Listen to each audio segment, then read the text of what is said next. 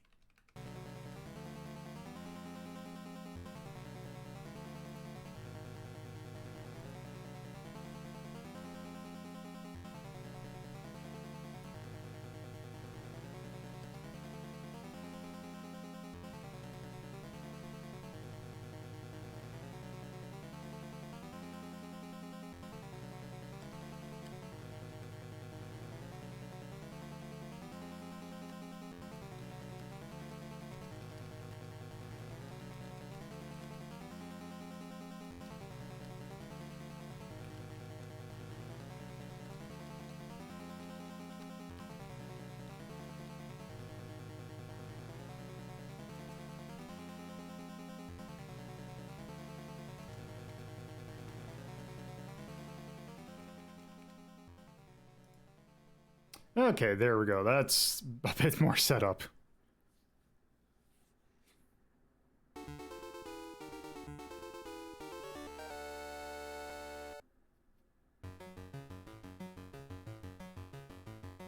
Hey guys, Club.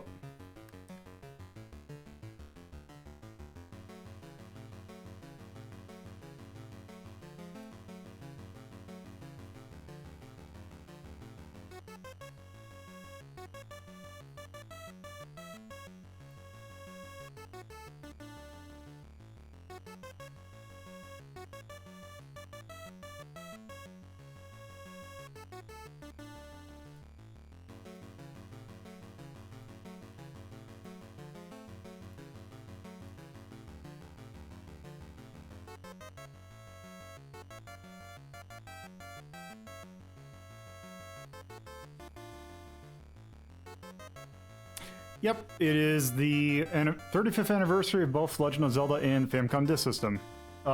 Technically, so here it is technically tomorrow. I'll go over it when I do the little intro bit.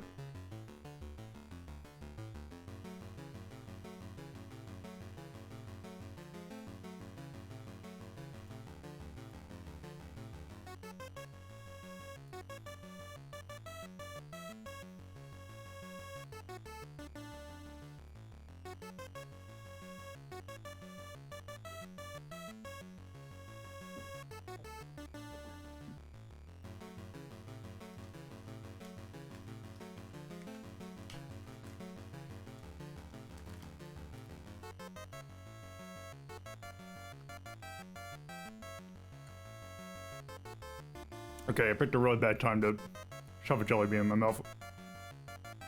Oop. All right, so let's go ahead and get this show on the road. So, All right. Take two. Hello.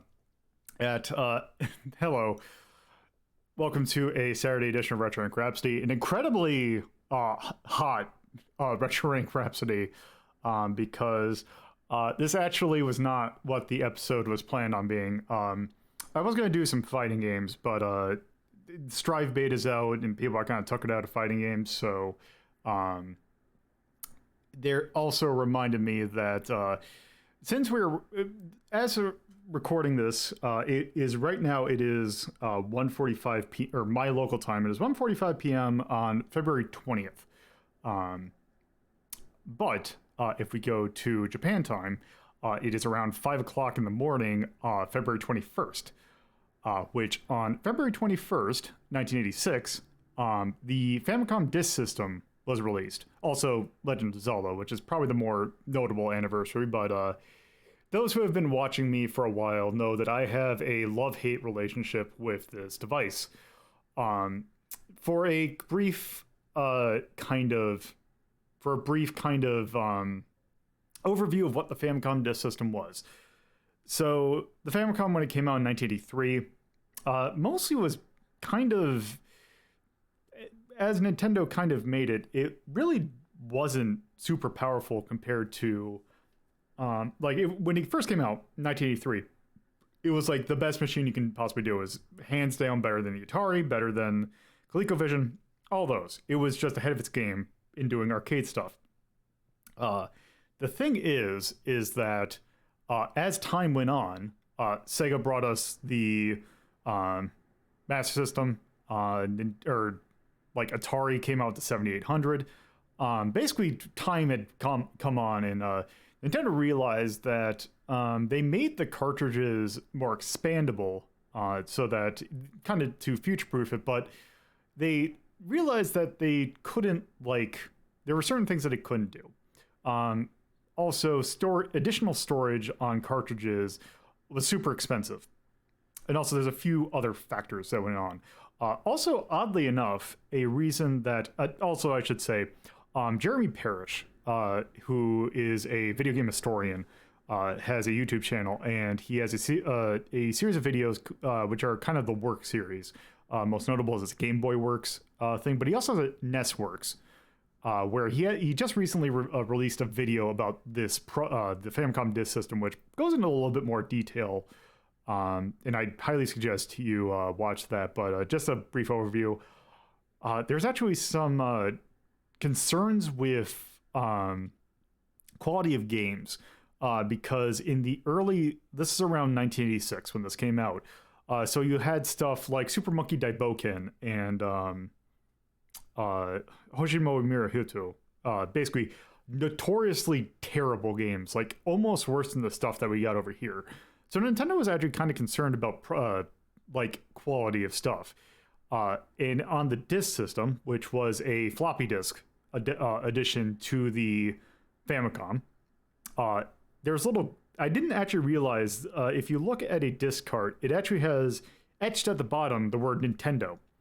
And the thing was, the Famicom Disk System was actually meant to, it has 2 pins in the disk drive so that it will set into those letters. So actually, it won't work unless it does that, to actually act as some kind of copy protection for other people to, do that. Or at least they thought this was countered fairly easily.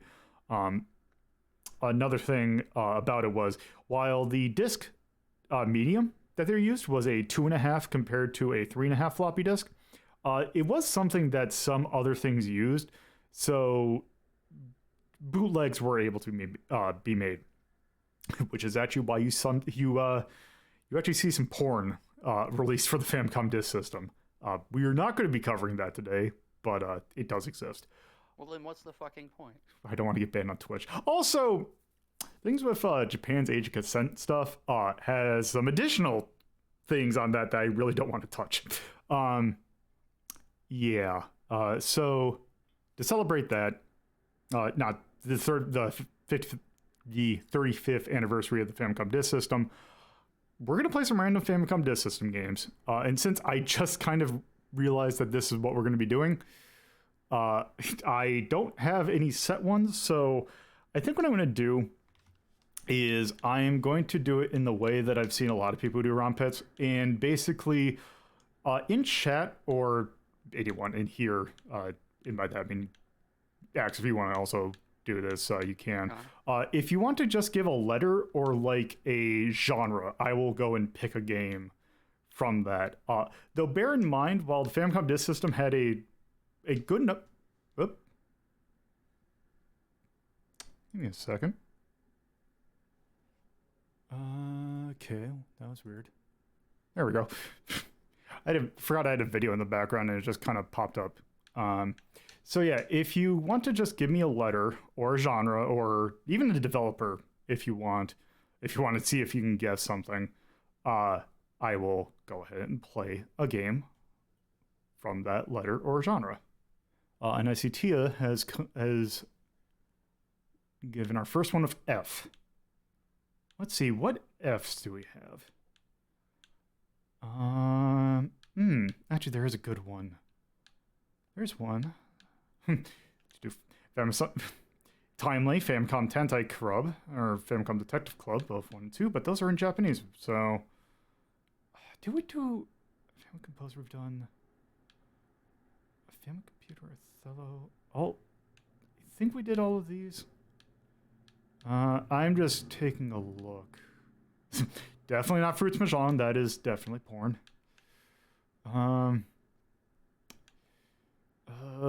Could do that. I don't want to start out with something. Did we do... I think... Let me actually check the rankings.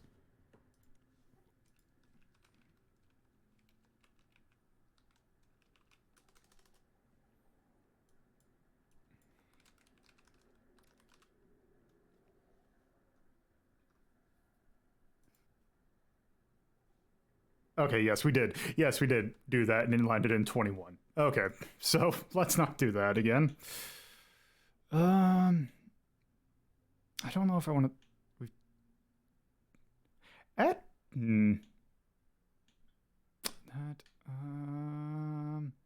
Let's go ahead and do this just to get a proper vision of the kind of stuff that's on the platform. So this is... The name of this game is Fuuun... let's see. This is really translated weird. Fuuun Shaolin Kyo.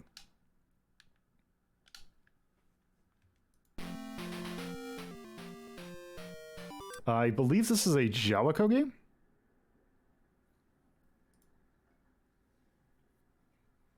And I remember playing this game and I remember not liking it that much, so... I guess it is Jalico. I already have very low expectations of this game. Yeah. Okay, is this going to be swap to disk B to start? Yep.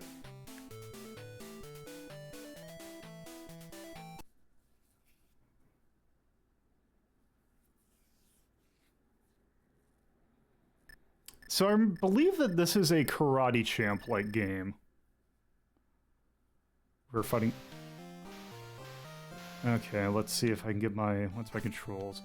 Okay, there we go. Okay, that's jump. Okay. So down forward is punch.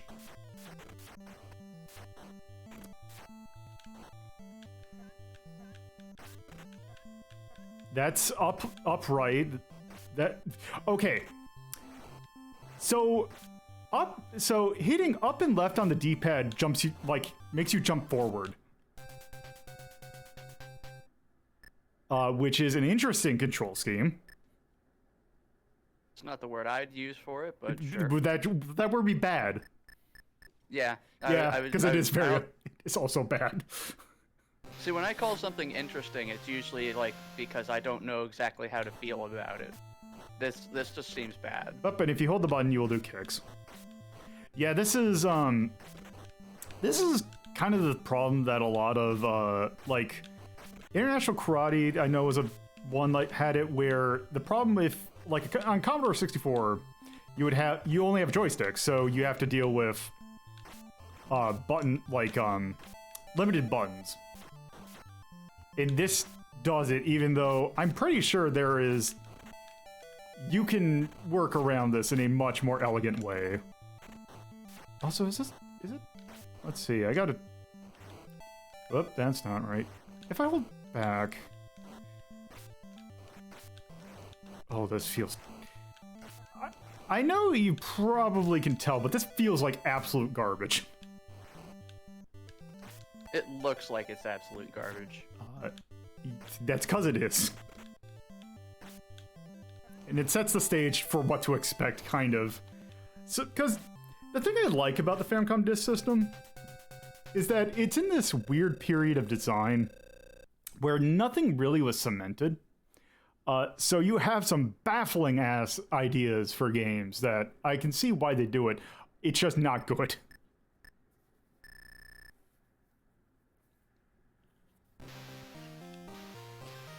Okay, I can see this is going to be a problem. Yeah, no, this looks like this sucks. What are the hitboxes? Non-existent. What is that thing floating? I think that's a thing that actually will give us more health. Okay, and I take it that... Okay, I gotta, like...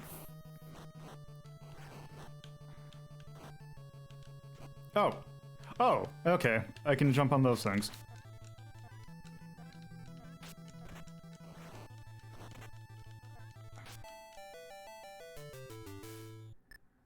This really sucks. I wish I had more to say. Yeah. But this is it. So visually, it looks like ass. This is really not good, even for the Famicom Disk System. Yeah, definitely. Control-wise, just based on what you were explaining, this sounds like it's not fun to play. Oh, God.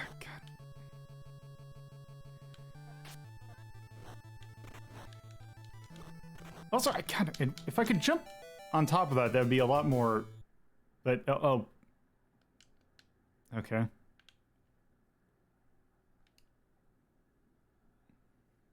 So you lose once and then that's it? Yep. Oh, okay, it just no title screen. It's like, yeah, I'm sure you want to try again. No, I don't. Yeah, I don't. Okay. Okay. That's a 20. I was thinking 21, because there's no redeeming. Okay. There is no redeeming that. Alright, I'm not gonna fight you on that one. 21 it is. I was trying to be nice to it. I've seen some of the later stages in that. It gets worse. So I think you have to do fight two people at the same time at one point. Which is... no, that's a 21. Yep. 21 seems fitting. There's nothing really going for that game. How dare you come in here and say that? I'll have you know that this is one of the best games now. This game sucks. Yeah, this is... Nope. I can't even like joke about it. That was painful to watch. Yeah, also the music's also kind of not great. Gameplay sucks. Challenge is bad. Art did not look good. And just everything about it's not great. So, there we go. That was Fuuun Shaolin Kyo. A gold star for trying. Yeah. Hey. Yep, and A was next. All right, let me take a look. I do believe that there are a few A's that we can take a look at. I know we've done a lot of them. The thing is, I might end up redoing some games I've already done, which is fine. There's that.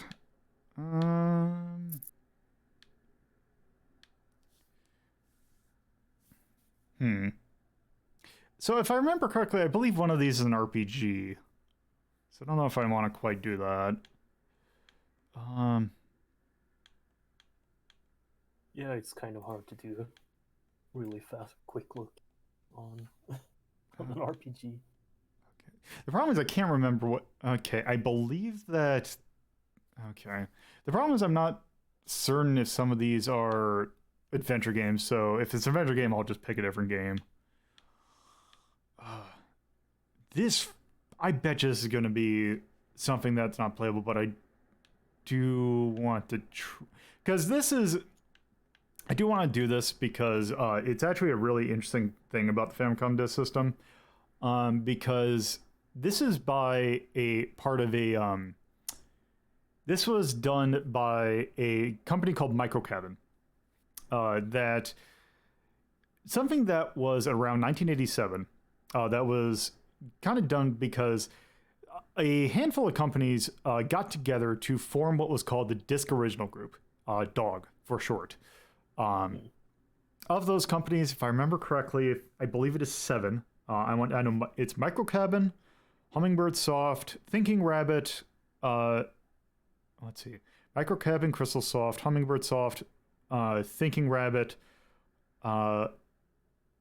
Carry Lab, but which are companies that some of them have interesting like histories. Microcabin made a bunch of games, including Zack the Art of Visual Stage. That was pretty notable for its time. Thinking Rabbit is the company that brought us Sokoban. Hummingbird Soft made Laplace's Demon. But the most notable, and I think the company that was actually the one that was behind the Disk Original Group, was Square.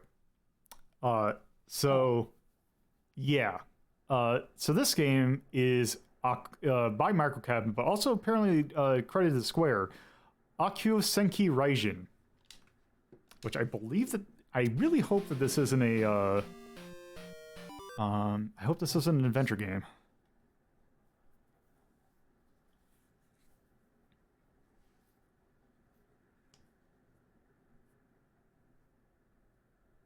Well, we'll see.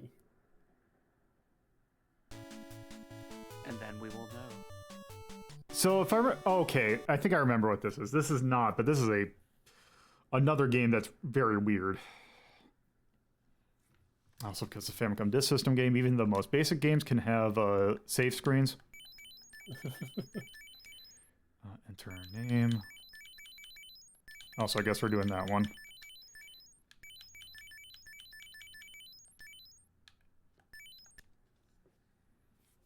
Wait, please.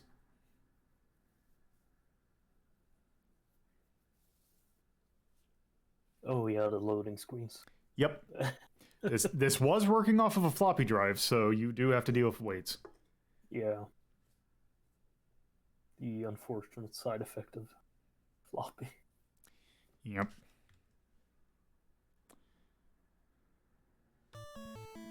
Yeah, okay, yeah, it's this game. So, I'm not super familiar with how this game works, but I know that it's kind of... Okay, so you go here, and then I believe you get... Yes. So this is a combination like a Zelda-like and a shmup.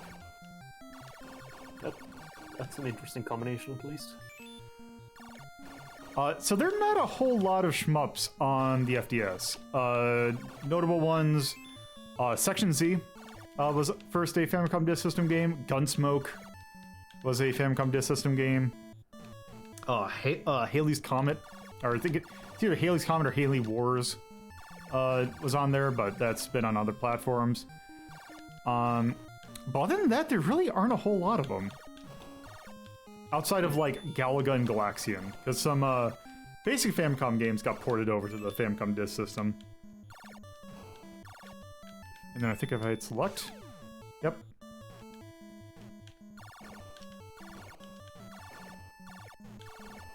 So I'm guessing there's no proper shmup power-ups in the shmup section. I guess not.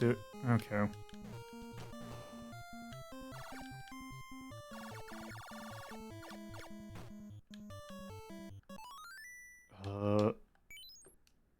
Okay.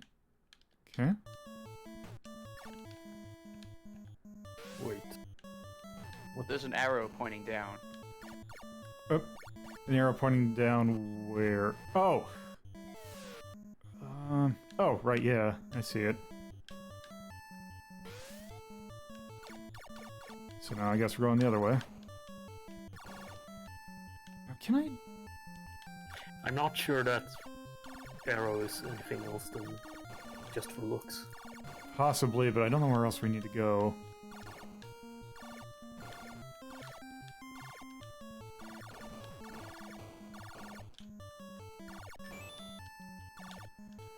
So this is actually kind of a precedent now that I think about it in other microcabin games, because Zack the Art of Visual Stage also had a segment where it's mostly an East-like, but there was one notable segment where you were flying a dragon in a shmup-like segment.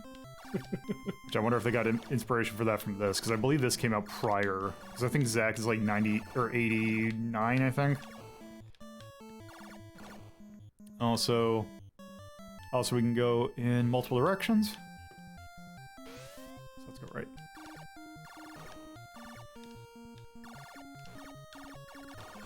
So this is pretty unique.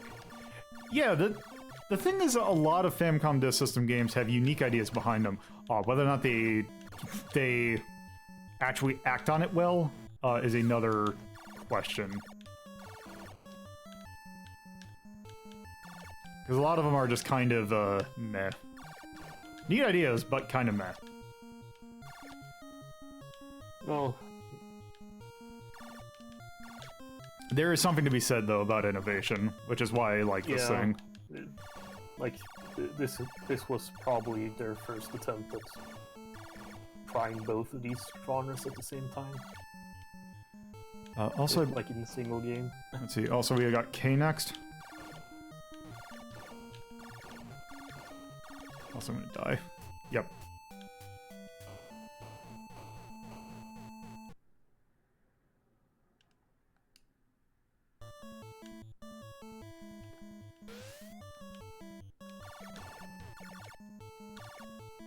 Oh, also it doesn't refill my my weapon, which is weird.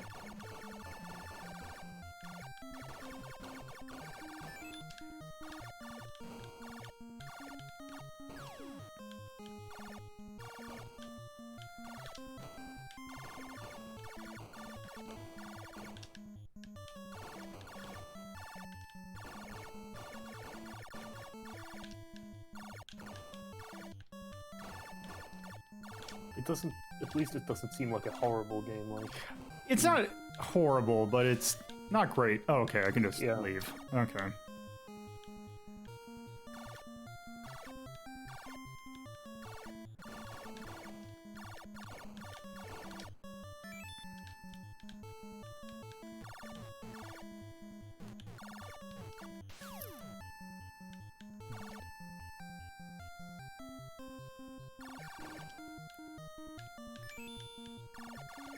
I got something.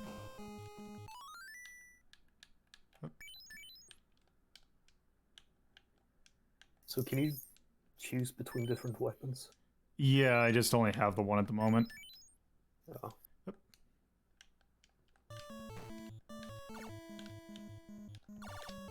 Okay, got some sort of control thing. Okay, we need to just, those things are gonna be spawning mostly infinitely. Yeah, probably no. It's probably a bad idea to just stick around in these rooms. Oh, there's something.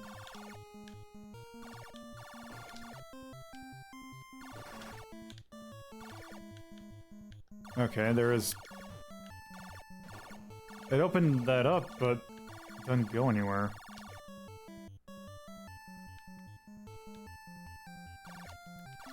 One problem with this is everything has really good range.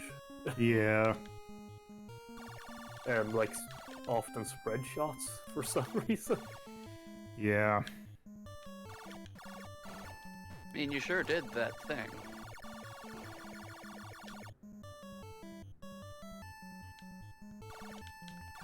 I think the endlessly spawning enemies is problematic. Yeah, it's not great. And you're only able to find health pickups during the shmup segments. Yeah, either that or it's incredibly rare.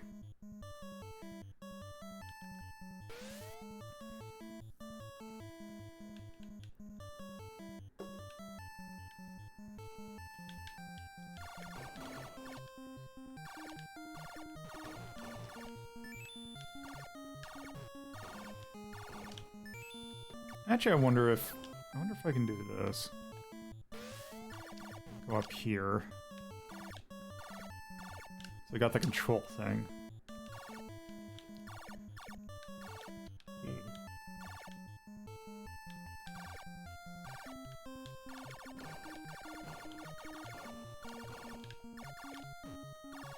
Also, the energy pickups heal damn near nothing.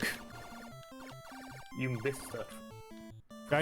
Yeah, I missed that one, but there was another one I picked up that didn't seem to heal much. Yeah. Let's see. Okay. I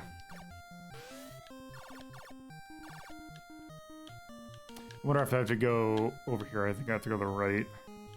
Yeah, you probably need to go left and right before you go up. Okay. Now that I actually think I might figured something out. Oop.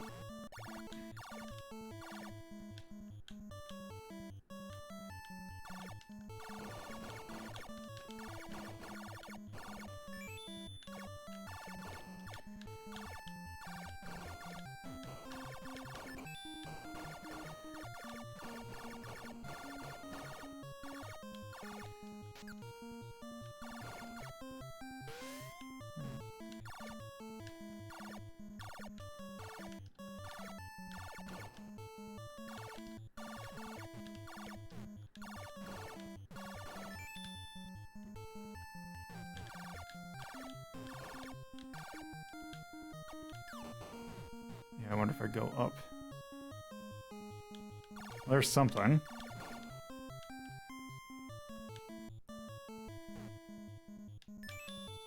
What is that, though? It's not a shield. It's not a weapon. Another control thing. Yep. I feel like this needs a manual. Yeah, probably.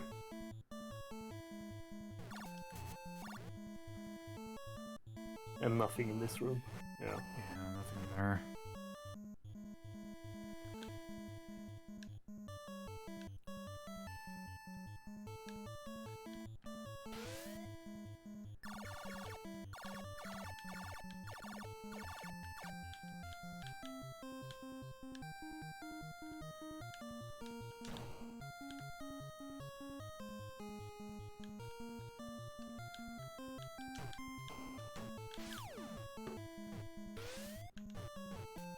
Also, the fact that... Granted, it's kind of my fault for just... transitioning while I'm being hit, but the fact that you do take damage while being hit is kind of annoying. Yeah, while transitioning. Yeah.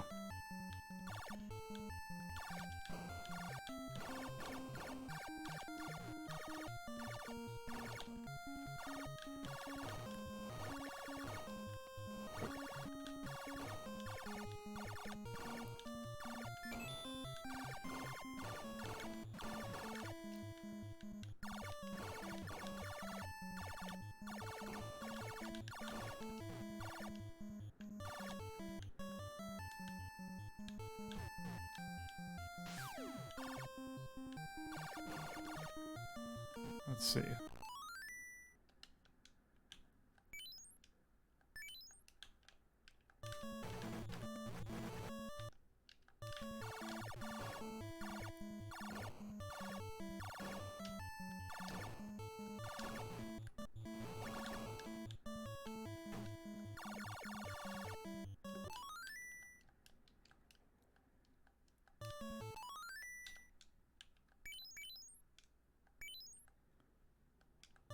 Why do I have a feeling that all of this is explained in a manual?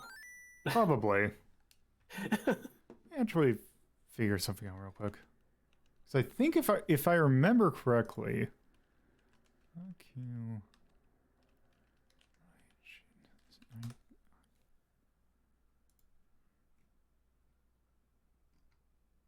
okay, so Strategy Wiki has a page on it. It does not have a actual like thing. Let's see. Let's see. Maybe there's a YouTube video. 2 months. Apparently, this is the last dog game published. Yeah, I don't see anything on here. I think we're probably good on seeing this one. Yeah. Yeah, let's go ahead and do that. Like, they had a neat idea with the mix of gameplay styles, but it feels rather uninspiring. Yeah. I was thinking something like in the 17, 18 range.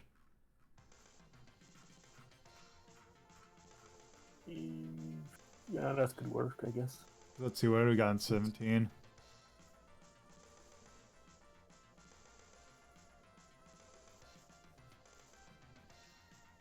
James Bond Jr., Hook, Gauntlet, Dragon Wing, Faxanadu. Yeah, I'm thinking 17. Yeah. So, the full playthrough I found on YouTube now is only 37 minutes as well. Huh. So that's not too weird considering it's a Famicom game. Yeah.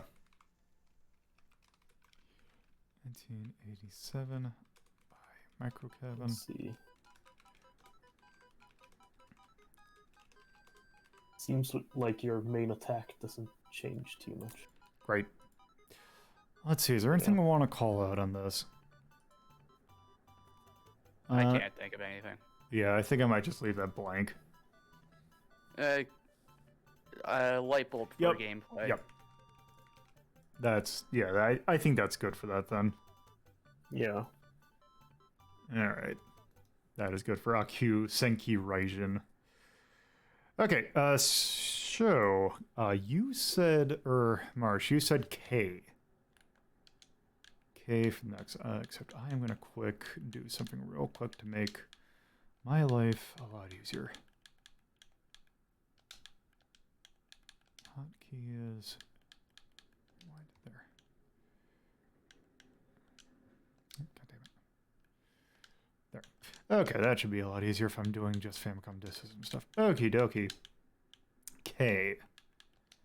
Do we have Famicom Disk System games in K? We do. There's that. Already done that. There's always Kido Keisatsu Battle Report. Yeah. There's also a lot of other things in here. Yeah. Night Lord. That's porn. That's also porn. Why do you have so much porn, Lolo? It's because it's a full ROM set. Okay, we've done a good majority of these. That's okay. That's an adventure game.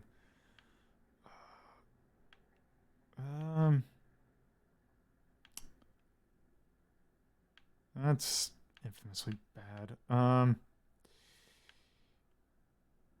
Yeah, how about, since this is actually technically different, and we were planning on doing fighting games, so this might be appropriate.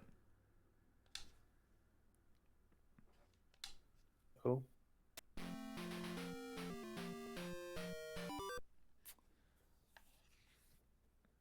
So this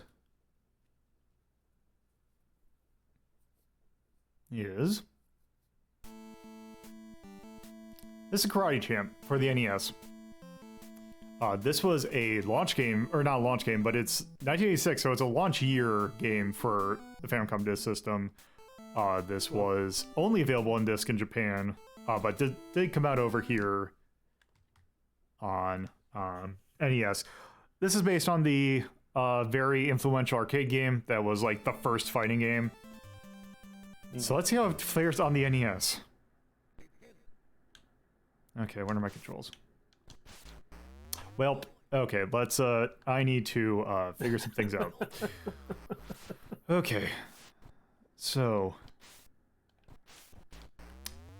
Wait, what? Okay, so why is that? So you have a low kick. You have a low kick. Oh, is it backwards and forwards? No. Okay, this is interesting control scheme. Okay. Okay, I have to hit up and A at the same time. That's how I do a jump kick. Okay.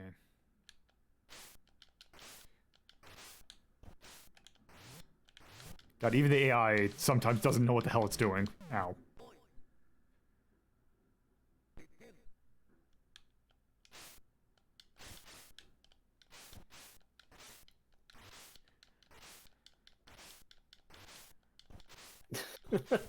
Ow. Stop jumping, coward! Yeah, this is not as good as the arcade version, to say the least. That's not a surprise at all. Because I actually really like the arcade version of this. But when you don't have a twin stick setup, it's kind of hard. Also, the hitboxes are as questionable as the arcade version, though. That's gonna be. I'm surprised that's not a full point.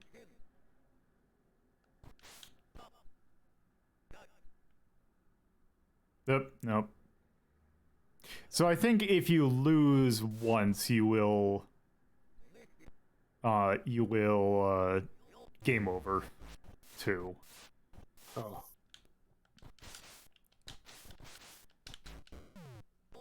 Okay, that should give me... I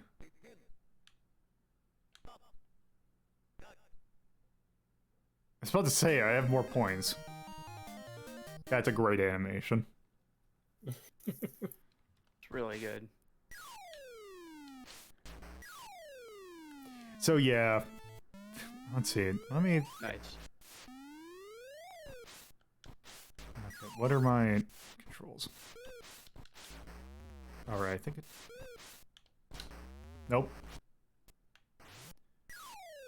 So oh, is this purely... How do the controls work? It's a combination of D-pad plus buttons will do random... not random things, but different things. The problem is that they're not as, like... Intuitive? Yeah, because, like, International Karate worked perfectly fine on the C64 with one button in the joystick, whereas this just feels random.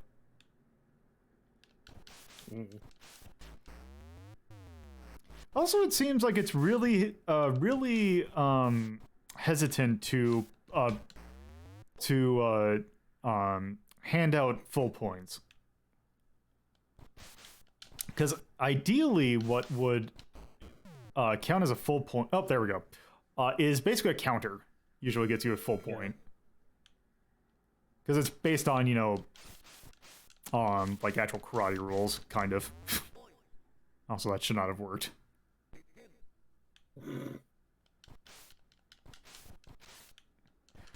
But what's great is, so I forgot what the name of the company is, but there's a company that that's bringing out like, oh, it's like little tiny arcade versions of like, or little tiny arcades of like random like old games. They have one for Karate Champ, but it's this version. Which yeah, it is an absolute shame because Karate Champ came out in '84, so you can fit that on something, you know, like that. I do believe actually that Arcade 1-Up is another company that's doing so what they're doing is they're doing 3/4 scale arcade machines that have an assortment of games on them. And they do have one that's the Data East collection that does have this on it, the arcade version of it. But it's it has like other, like I think it has Burger Time and Bad Dudes and a few other games on it, but it does have Karate Champ. And I am really surprised that no one has gone out, like, with all the, like, the indie retro, or, like, indie fighting game boom of, like, trying to bring back games like Bushido Blade and all that, I'm really surprised that there has not been one that is a pure karate one. That's like a point system like this. Yeah. You like, could you could kind of argue that footsies is kind of something like that. Oh, also okay. Also, when you're turned the other way, the buttons swap, which is I kind of wish that one was always behind and one was always in front. But oh yeah. well. Oh yeah, this is just a foul port of Karate Champ. Like you're gonna lose. You're gonna lose something when you like take a twin stick system and make it a non-twin stick. But Yeah. there has been multiple ways shown that you can do this on a platform that does not have like twin stick. At least it doesn't seem as cripplingly unfair as the first game first game this stream. Yep. This is an interesting looking background.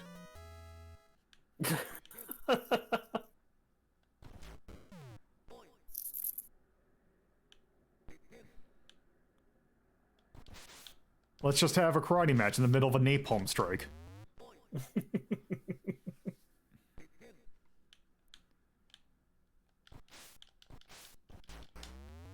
That's gonna. That should have been a full point on their end. Fortunate Son starts playing as the helicopter flies off in the background. Yeah. Actually, any music at this point would be nice. Yeah.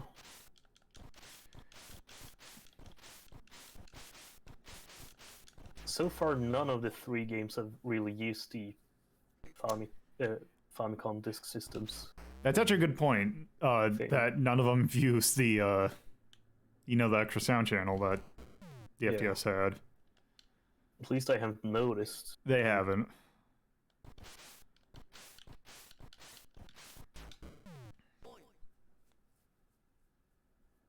Yeah, this is mostly just noise and sampling. I mean, they straight up just, like, the only thing that... I think the NES game has less backgrounds, and I think that's about it. But yeah, this is... It doesn't get any different. Like, basically, it's not like, it's like, oh, the final boss does something different. No, it's just, it's this ad infinitum. Yeah. So, yeah. We've seen enough. Yeah. Oop, wrong button. There we go. Yeah, where is... I think Karate Champs are like 8. Karate Champ. I think this is... Karate Champs have maybe. 7. This is nowhere near that. 18, maybe? Yeah. I would say 18, because it's serviceable, but it ain't great. Yeah.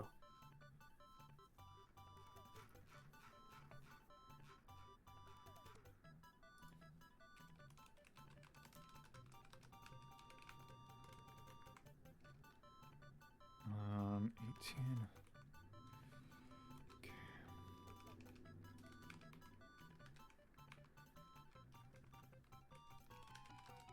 Date East.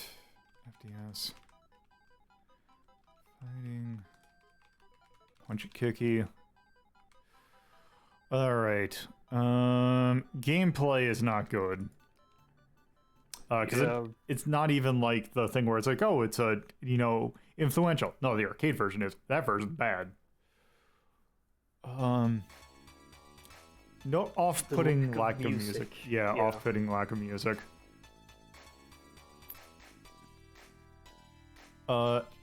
I can't really think of anything else. It's just not a great game.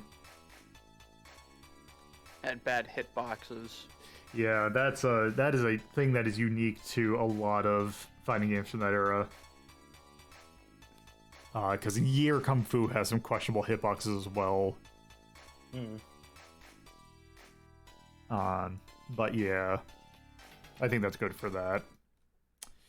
All right, so I don't think I saw any additional letters or developers or genres, so anyone could throw one out. C. C. Actually don't know if there are any C's. But we'll find out. There should be some, unless you See. play them all. Not those.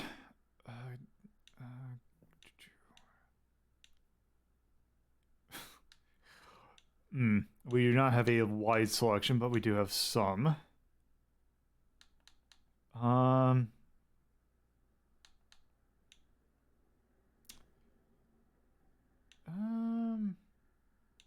Meanwhile, if anyone in chat wants to throw out suggestions for letters, you could do it now, and we'll cover it. Okay, let's go ahead and do this one. This is Chitei Tairiku. Let's see. Chitei Tairiku Urudura. I have never heard of this. It's by Sunsoft. So what I imagine that this one is, I bet you this is going to be an educational game. If it's the one that I'm thinking it is. Okay, it's loading. Okay, right off the bat with B.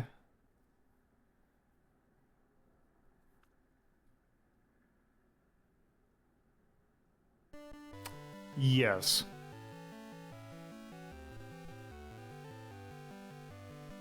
This. Okay. Oh, let's see if my katakana's. Let's see. Oritora? Ordora and Sute. Stepu Torairu? Step trial Lode. and whatever Udora is? Just do A. And I'll do first option. Okay, let's flip over to A. Okay, let's see. What kind of game is this?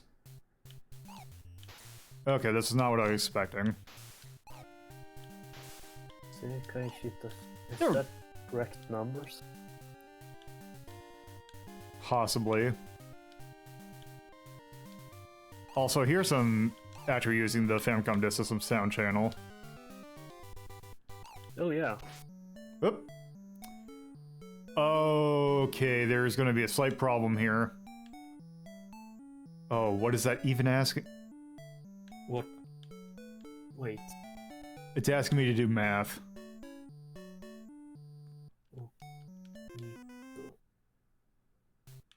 Okay. What was the question? I don't know.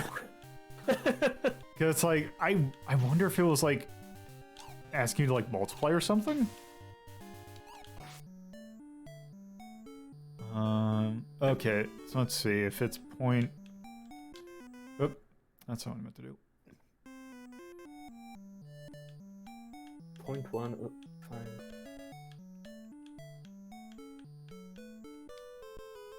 Yeah, it was asking me to multiply it, or not. Yeah, it did.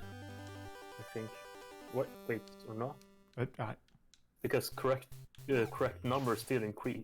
Like correct answers did increase. I think. Huh. Okay, so yeah, I guess just direct contact with them. Yeah, so maybe it didn't die when you shot it the first time. What? What? Wait. I I'm think not sure what it was like asking at all. 55% of something kilogram.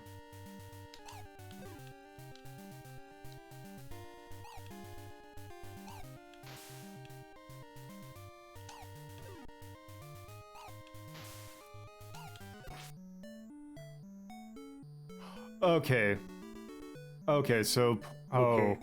it's Yeah. 1 millimeter or 0.1 millimeters is how many centimeters? That's 0.01, isn't it? Yeah, that's 0.0. Or, Okay. or wait. Okay, the question Yeah. is, what is... Okay. 10 millimeters for us in a centimeter, so... Yeah, because it should be... Yeah. Okay. With the milli in millimeter being 1,000 and That's what I centi in is 100. Yeah, that's what I thought.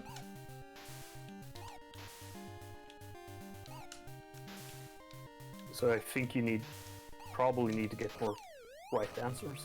Probably, I guess. Yeah, the Seikai Shitasu increased, so...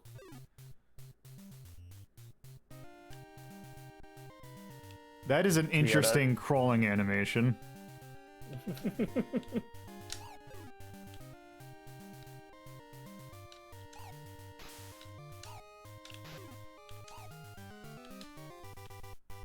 Whoop. Also, your air control is nil. I'm curious.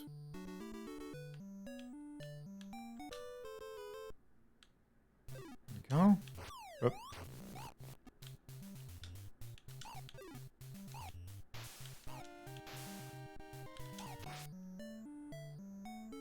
Okay. I'm curious how game Whoop. mode B is. What is that question mark? I think one is... Which one's larger, I believe.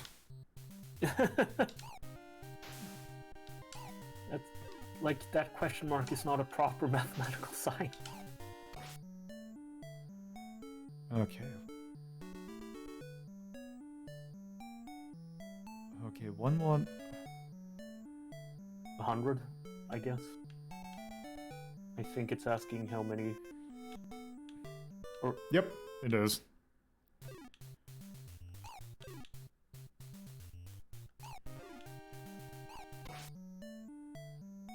Okay. Okay, 120 meters is... Okay, that should be 1.2. Or not. No, that's 0. 0.12. There we go. I can't tell if you got it right or not. That was I right. did. Because the number that's by the hiragana is correct answers, apparently. Yeah. Okay. Yeah, that's weird.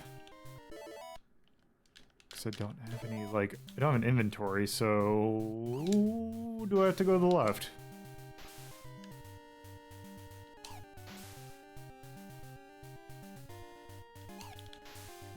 Or do I have to kill even more? Nope. Maybe I have to get like 10 or something. Maybe you need to get all of them correct. I don't think I have to get all of them correct. Oh. Yeah. It's like... How many can I... Okay, that's like... No. How many zeros in... Like a millimeter is 1,000. Oh, 1,000 of a meter, so 40. 40? Okay. 0 point. Yeah. 0 point... Yeah. 0.04. That's what There we go.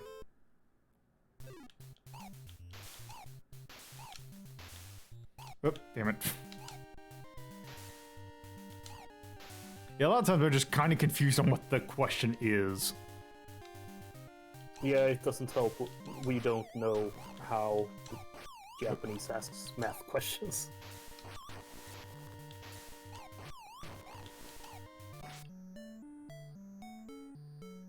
Also, Oh, yeah. Okay, I see. Oh, it just automatically lets you pass. I unlocked a secret warp, I guess. Huh. Wait. Okay. There's secret warps? I guess.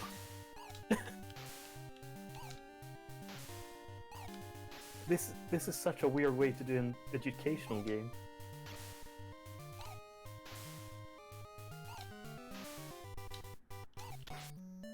Treasure Mountain kind of does it a lot better. Okay. What is it? I think that's addition?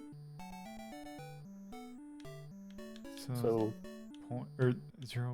0.07 then? Well, it's either 47. Nope. Okay, let's try 07. So 0.07. Yep, it's 07. Is... Yeah. Okay, I now I see how it's asking the question.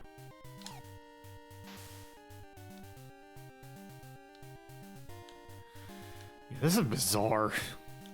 Yeah. How's the B game mode? Yeah, let's take a look see at that mode. Or let's do that. There we go. Okay, let's try the B mode. Oop.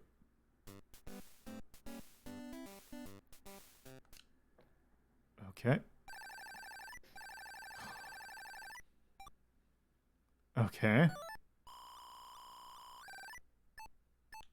What? I guess I'm going around Europe. Oh, that barely even parses as Europe. Yeah, we switched to episode themes. Let's see, step 1.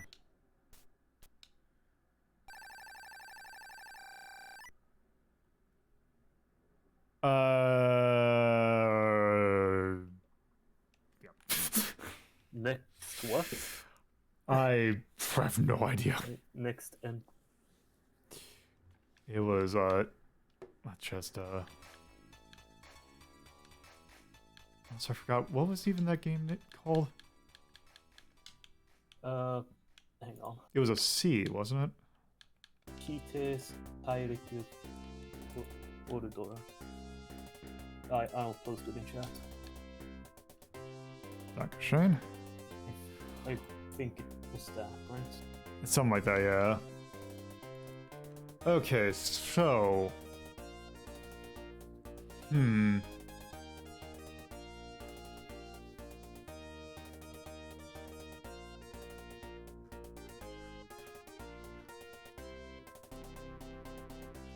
Maybe like I'm 16? Yeah. I can see it.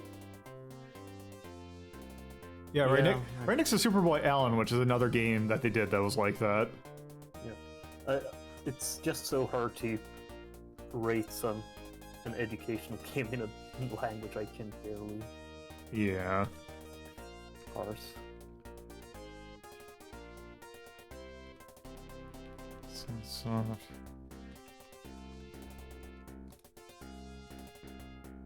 Kind of adventure-ish. Anything to call out? I wasn't a huge fan of how the sprites looked, but Yeah, it's kind of an ugly game. yeah. I kind of like what it was going for, but it kind of It was weird. Yeah, it was interesting, but yeah.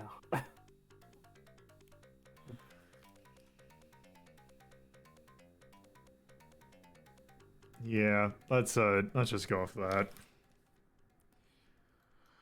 All right, so let's get another letter. Let's see. Do we have any games on Zed? Zed, we do have games in Zed. Actually, one that I do not mind replaying. Not that one. So yeah, there are two games that are Zed. Zerudo no Densetsu, which we're not doing, because, you know, already done that. Another one that I'm pretty sure when I played this, I don't think I played this version. But actually, when did I do this? I had to have.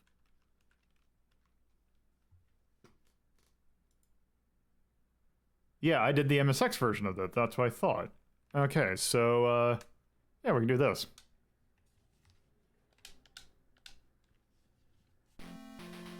So this is something that people might actually be familiar with.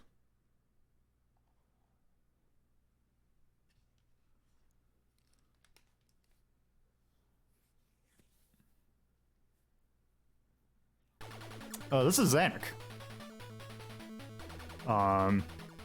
Ooh, by compile. Yep, it is a compile game. One of their more notable releases. But yes, originally this was an MSX game, but they did port it to the Famicom Disk System. One thing that I actually found out that was actually kind of interesting. I actually found out why it's called Zanac. So this game bears a lot of influence from Xevious. And one of the more prominent things in that, like one of the things that a lot of people remember about Xevious is the very prominent Nazca lines that's in the stages. Zanac is an anagram of Nazca. So yeah. Okay. Oh, gotta remember how you play this game. Okay. Whoop. Okay, so also this game's kind of hard. Oh, which one do I want? Okay. Oh yeah, this game has a lot of mechanics to it. Oh, that is really kind of hard to explain. Okay. Nope, it's this, not this one. Nope, it's not that one. So the reason why I'm trying to ram into those things is that if you ram into the one that has the power-up in it, you will actually, like, advance in power, like, a huge amount. Also, you want to kill that thing whenever it shows up. Also this.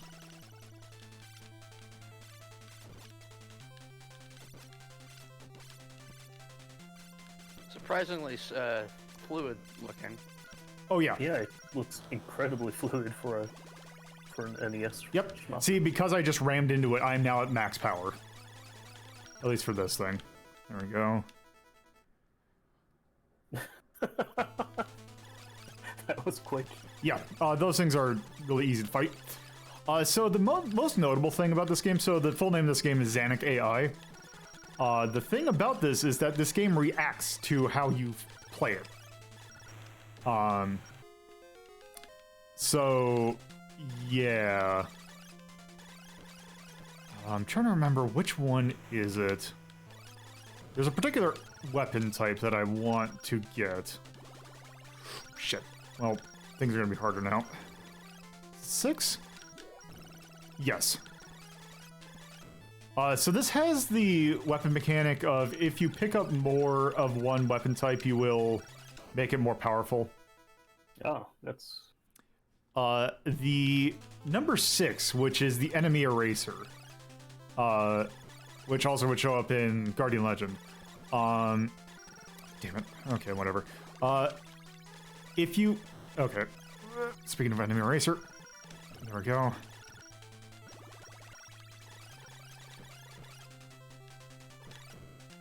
Oop.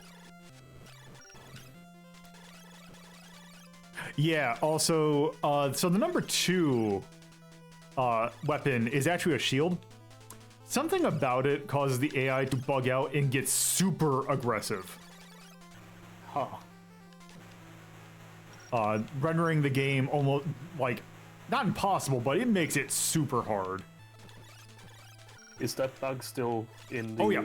FDS system? Oh, yeah. FDS? It is a thing in every version of the game. I don't even think it's a bug. I think it's just, because you can't die, they just make it, we're gonna make it, like, extremely easy so that if you get hit, like, we're just gonna, yeah.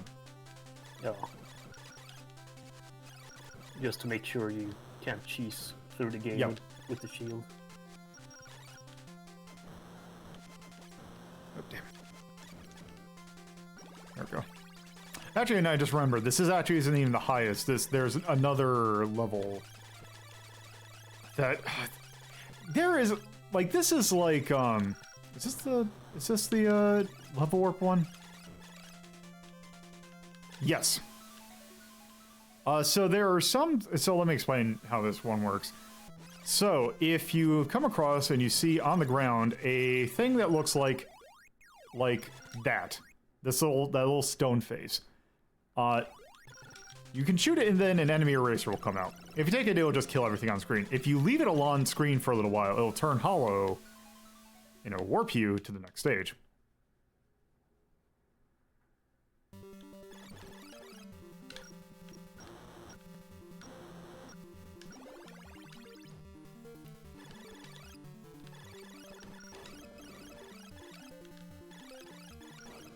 And yes, the screen says error.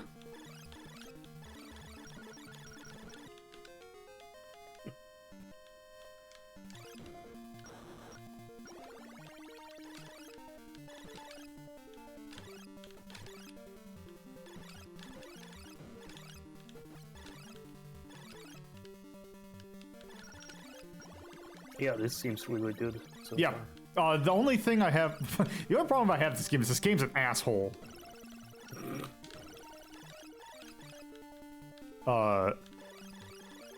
Yeah. That, like, also the thing is, like, so your shots bounce off against that thing, except it's still doing damage. So it just bounces off just to make it harder to hit stuff.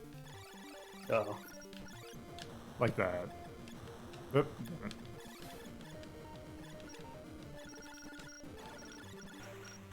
Oop, I want to run into that thing.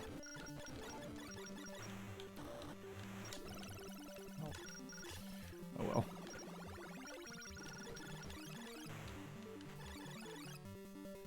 Okay, and if I get enough 6 power-ups, I will know that I'm at max when I get 1 stock. And there's a very good reason why it will be 1 stock. Oh, and it is a hidden feature about it.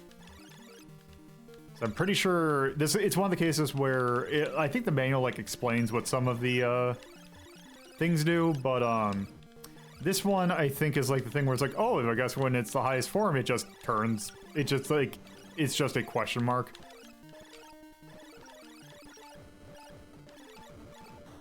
Oop. Nope, it's not that one. It's not that one. That one.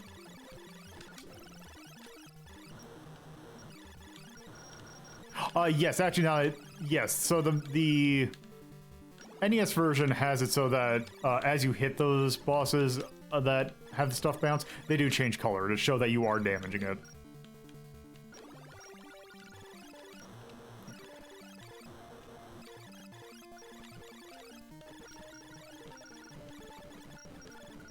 Oop. Oh, there was a stage warp right there.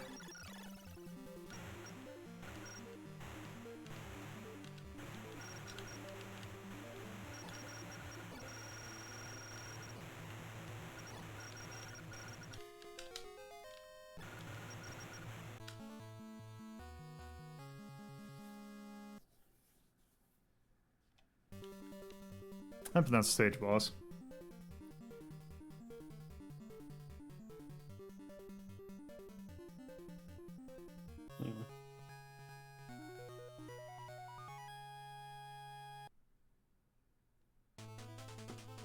Also, not a whole lot of loading, too.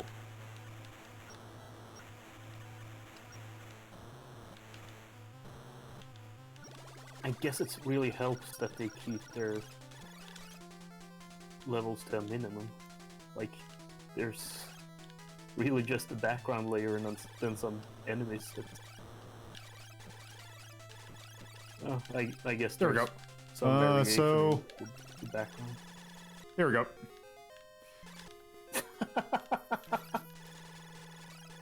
Actually, oh, is it the Blue Lantern that actually? Okay.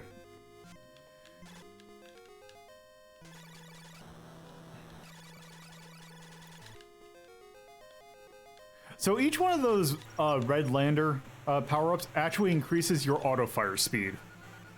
Oh, wow. So those are why you want to get those.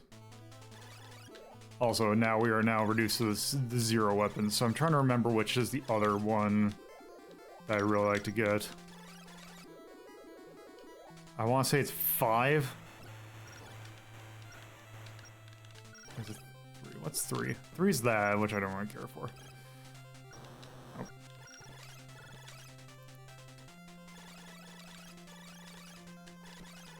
Is it 2? No, it's definitely not 2. 2 is the shield. Do not want shield. It's not 7.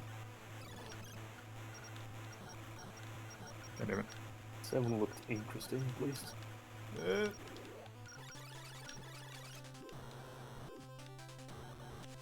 God damn it. Yeah, that's what I was saying. This game gets pretty mean pretty quick. Yeah. But it's not slowing down even though a lot of things are happening on screen. Yeah, that is something that's kind of fascinating about it, is that, yeah, it does not slow down. Which is both a gift and a curse. Yeah.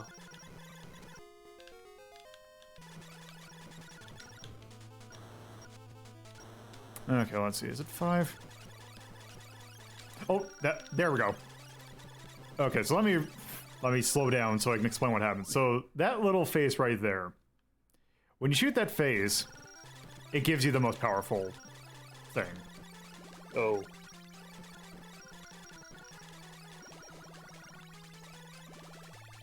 Okay, yes, this is the one I want.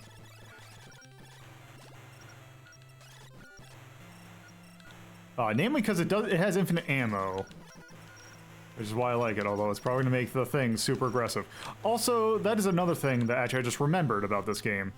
One of the things that pisses the AI off is firing repeatedly. So you kind of don't want to do the normal shmup thing of just having your thing go off, because you will piss off the AI.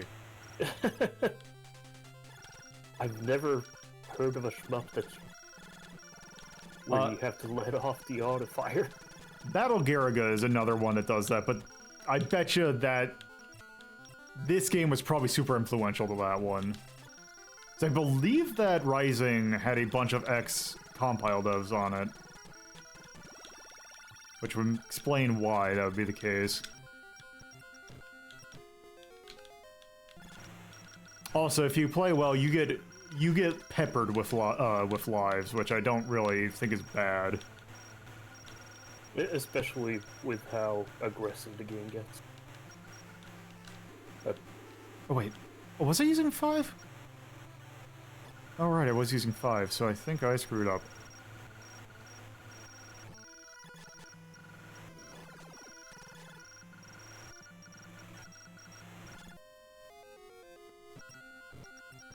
How far can you rewind? Pretty far. It turns out that a NES save state is not a whole lot of space. True.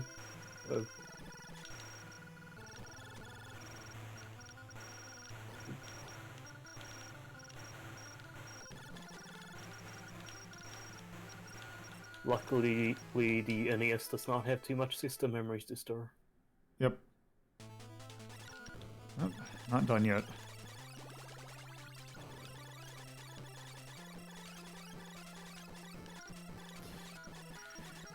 I kind of wish that I think there's a mod or something out there that will actually show the level of basically what the difficulty level of the game is at the current moment. I'm curious what it is. I bet you it's pretty much max.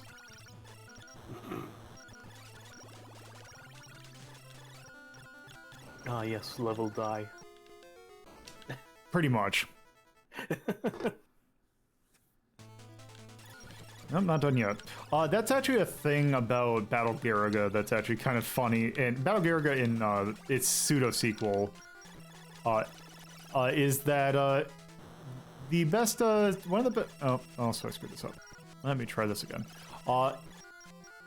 There is a speedrun strat,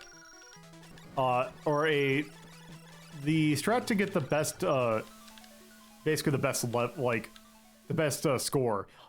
Is to intentionally kill yourself to reset the AI, because on death it will reset.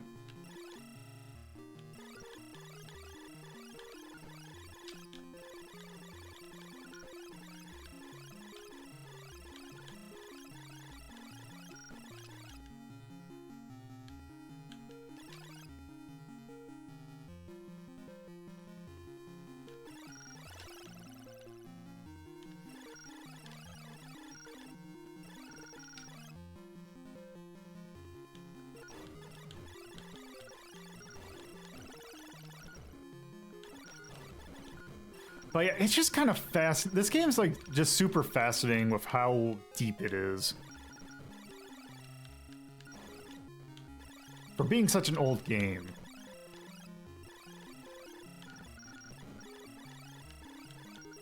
Let's see, off cup ranking. Darius. So Darius Burst. We've actually ranked that, and I think we ranked out like a 3.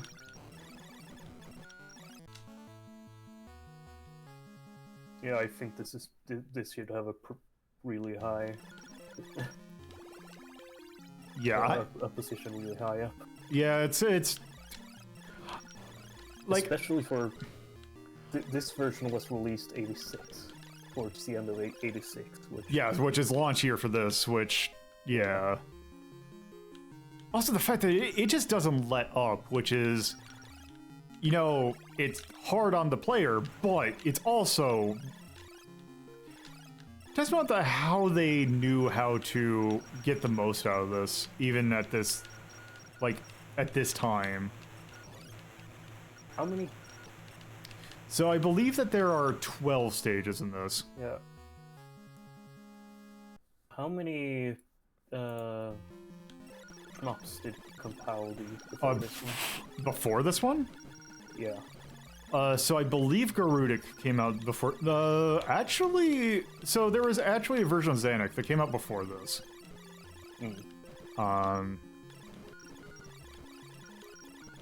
Raisin Cookies. I do not like Raisin Cookies, so I'd give them about, I don't know, a 16. But yes, they were doing, like, I guess, and then like once around this came out, because then I believe Aleste came out pretty closely after this, and then they just became that was probably their biggest hit, and then Puyo Puyo came along, and they didn't have a need for anything else. Because they were also making a bunch of other MSX games at the time, like they were making Govelius, they were doing the multiple different versions of this. And that's actually the weird thing about this one, is because Compile did a lot of stuff on the Master System. Though granted, they did do a lot of NES stuff. You got stuff like Zanac. Also a bunch of stuff on the SG-1000. Oh, right, yeah.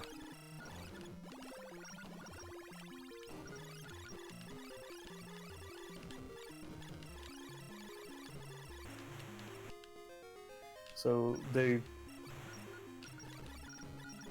did the Chalklifter versions for the MSX and SG-1000 apparently. Yep. That's interesting.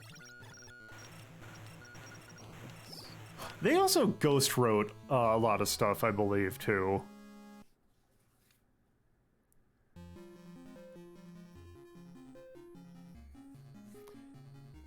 Also, this is just a... I was not expecting to play this as much as I was. But Zanac is... I think it's too hard for its own good, but also our first loading time, which is kind of fascinating. So, apparently there's a version of this game for the Palm OS. That sounds about right. You can actually also play this on the PlayStation, because there was a Zanac sequel that came out called Zanac Cross Zanac. Oh.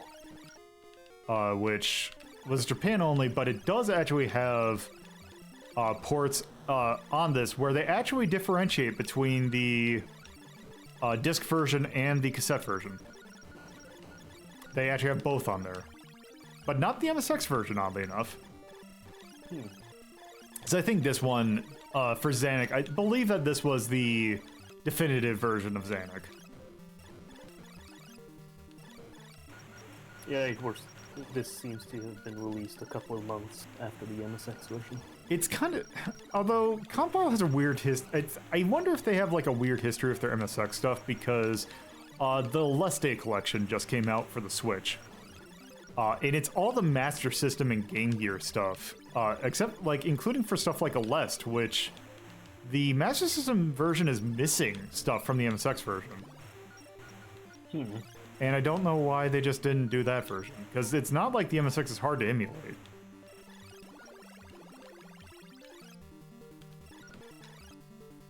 I'm not... I don't know why they wouldn't, really. Also, man, I really wish that collection wasn't $35.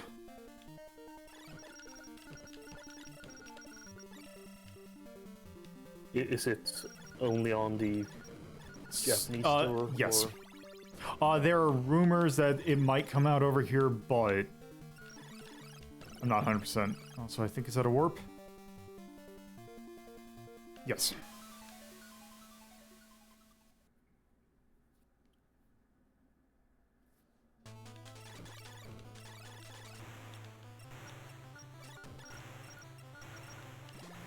But yeah, I think if I'm gonna sit here, I'm just gonna sit here and play this the rest as far as I can. Zanac is still pretty good. I really like this. Like, the only thing I hate, I don't like about it is that it's too hard, but everything else I find incredibly fascinating. I think it's just a really good game, which I'm surprised why we put Zanac EX right pretty low.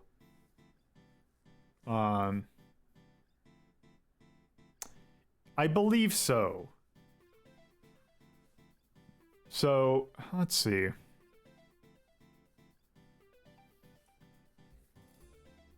Let's see what we got. I'm gonna start 8 and then move up.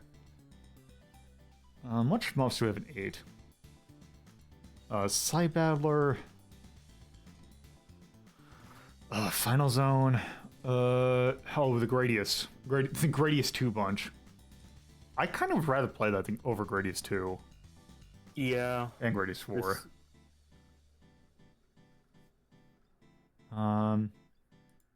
Panzer Dragoon 1. Yeah, I'm feeling that. Yeah, this goes above that. C7. Shooting games. Strikers 1945. Section Z for the NES. Proteus Da. This is a tough one. Truxton. I've never actually played Truxton. I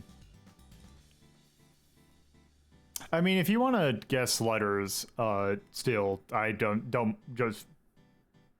feel bad about just throwing them out there. Truxton. I've never actually played it, but I've heard good things, so I'd probably say about an 8.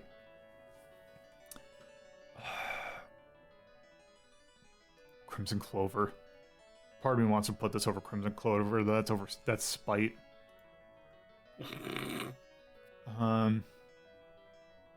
Like.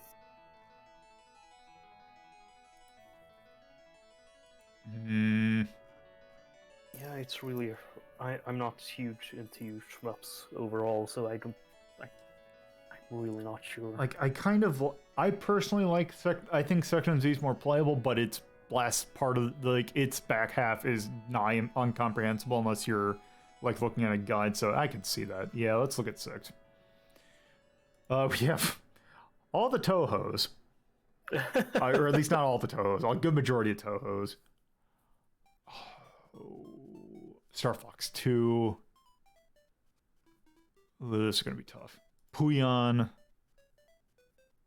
Paperboy.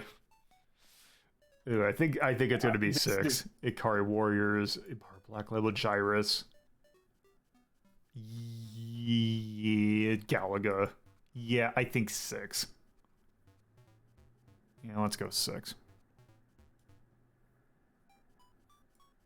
Yeah, this was extremely good for a Famicom.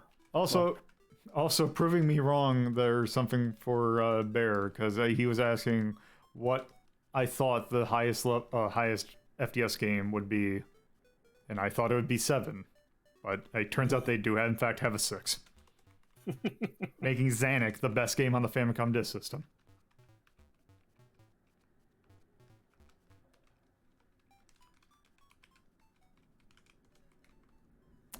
There's a shmup, then a Space Wars.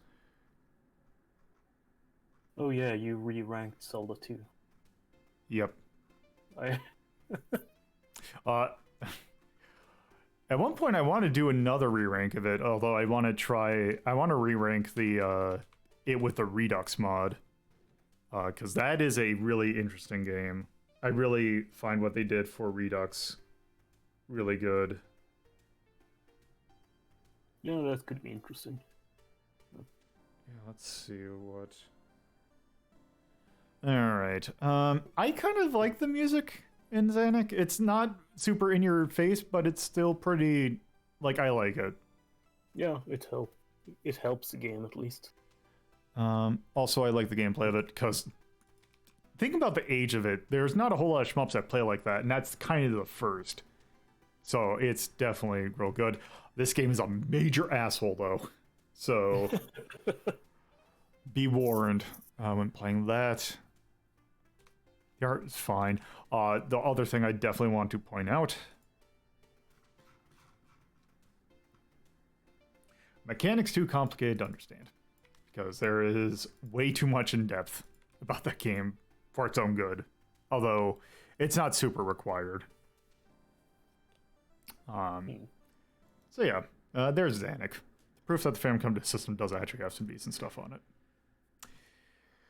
So, I am open for more letters.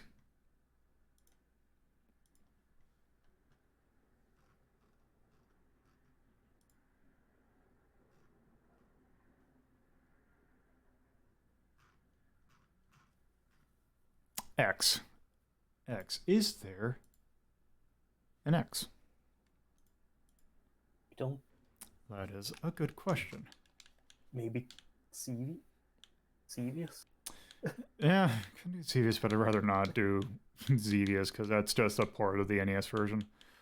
Yeah. Yeah, it's literally Xevious. That's it. Ported to 1990. Yeah, let's go with another letter. Also, I'm gonna say why also. Actually, why there is stuff. So I take that back.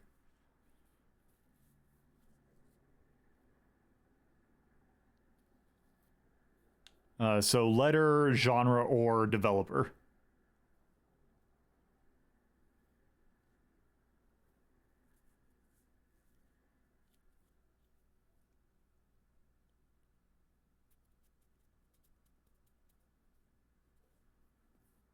And if either of you two want to suggest something, go for it.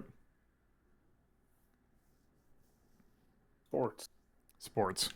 Why not? Are there any sports games? Oh, there's a ton. There is a ton of sports games. Actually, no. Look at H to see if. Okay, we'll do that. Yeah, we'll do that after sports. Okay, what sports do I want to do?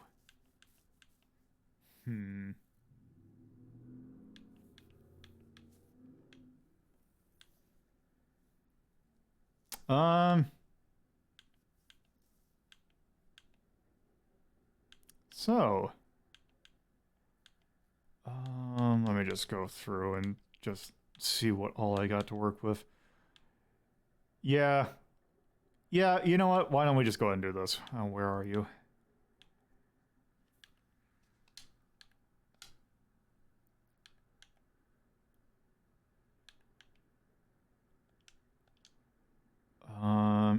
Actually, do I want to do that? Yeah, let's just go for it.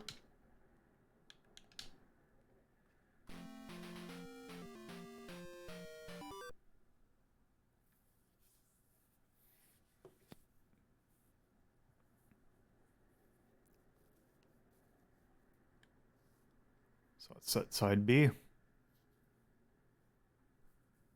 So this is Konami Ice Hockey. Huh. So people here might be familiar with this game under a different name. This is Blades of Steel. Oh. This originally came out for the Famicom Disk System in Japan. Technically based on an arcade game, but it's the tie to this is loose. Also, there is a handful of. Let's do Toronto because it's closest to me, and I don't want to be Chicago. Well, actually, technically Minnesota is closest, but also don't want to be Minnesota either. Let's do versus New York. Also a really fitting sport for the time Yep. right now.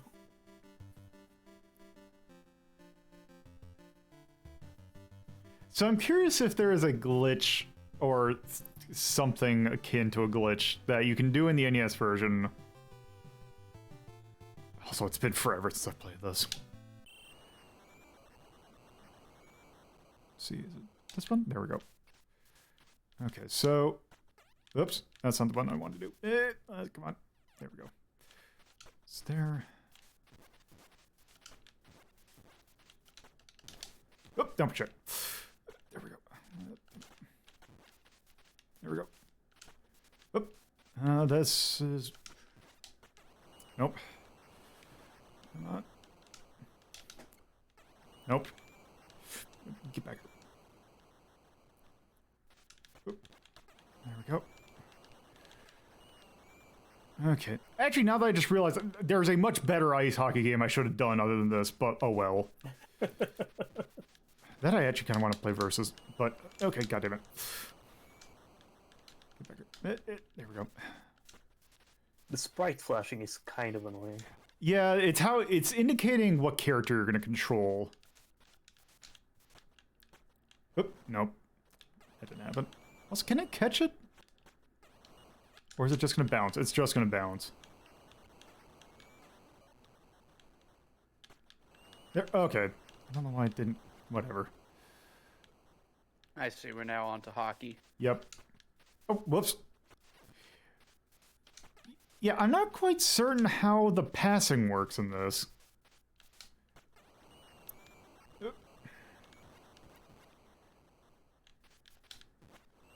Nope. Oop. Also, okay, let's see if I can initiate it. Because, of course. Okay, and you know what? Nope. Okay. Do I have to hit a button for it, or... Nope. I think that one's just gonna... There we go. Hell yeah! That's what we've come to hockey for. Yeah. So... If two players just started pummeling each other, they would be gone from the field. Okay. So I'm pretty sure there is a... The rink. There is a, like, actual fighting minigame, but I don't remember how you do it. Like, I think it's if you, like, mash at, like, a very specific rate, you will, like, initiate, like, a little tiny, like, fighting game. Oh, damn it. There we go.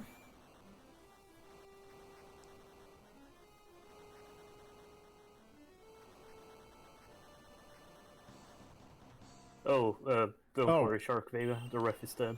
Also, I just realized I saw a fight gate up. Let me actually check something real quick. Let's see, who was that? Yeah, that's someone else. And also, I don't... Oh, also join that fight. Whatever. Alright. Okay, now let's see if I can do this bullshit. The ref just disappears after the start of her. Yes, you can still do it.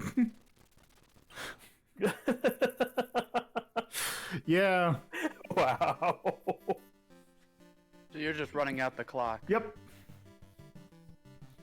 I'm pretty sure if you're playing against a natural person, you can easily just, you know... They can just do it in a different way, but the AI just does not know how to handle that. At least at junior level, I should also say. Okay, let's see if I can initiate a fight.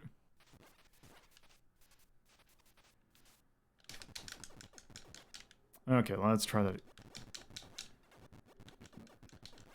I wonder if that's a Blades of Steel exclusive thing.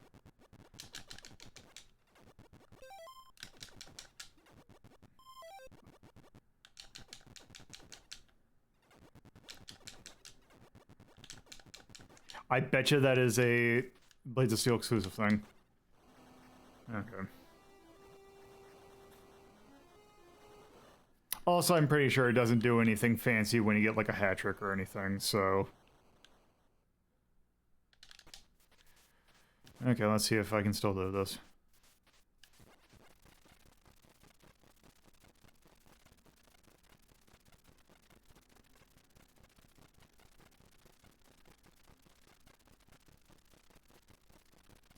Yep. Oh, is there no? Oh, is there no pre-show in this? Or the? Yeah, there's no little mid-game like halftime thing.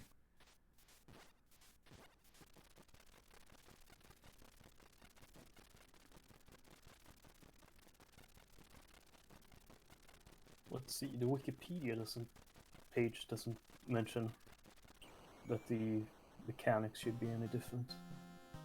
Okay. The music is different, and the teams are, of course, different. Actually, I think the music's the same, except for I think a handful. Like I think it's mostly the same. Yeah, and that's it. Okay. Wait, no, I may be looking at a different game. Okay, let's. You know what? I can't. I need to do this. Give me 1 second. Maybe. Okay. Yeah. That was a different game. Wait. Okay. No, if I just look at Blades of Steel, then. Okay, I need to do this. Yeah, it's on Wikipedia as Blades of Steel instead. But Let's try that again.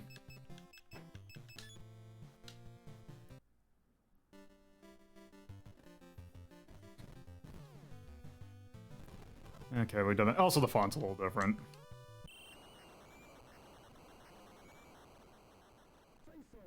Also, there's a lot of voice samples and... Oop.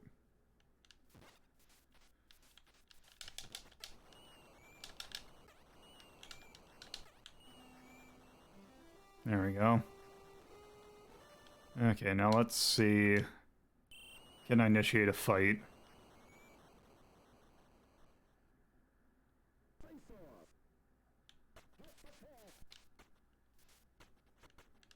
Oop.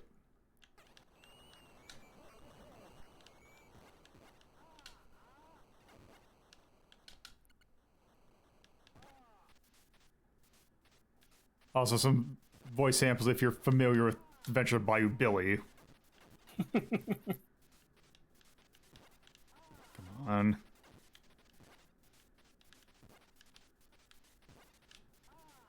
Nope. why is it so difficult to start a fight? It's a specific mechanic. Like...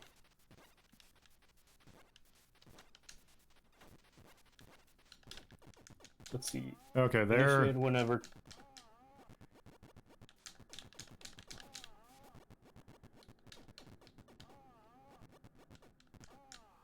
If mutual punches are thrown during the pre-fight sequence, then a voice gels There we go.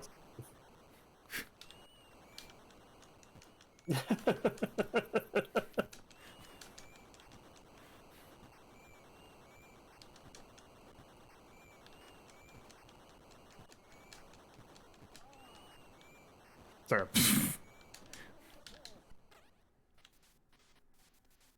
The loser, the first person to get hit 5 times is given a penalty. Yep. The winner is not punished. Yeah, gotta be better fighting, then you don't get penalty. This is how I just love the ref just like dragging him off. And then...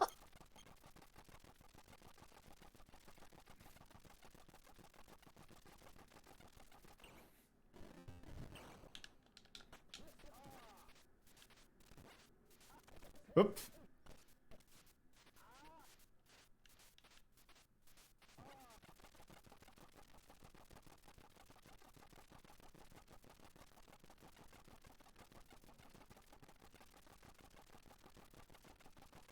I like the guy at the top just going back and forth. Yep. So now...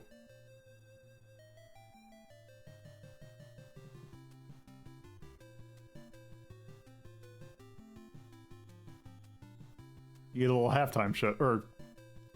2/3 show.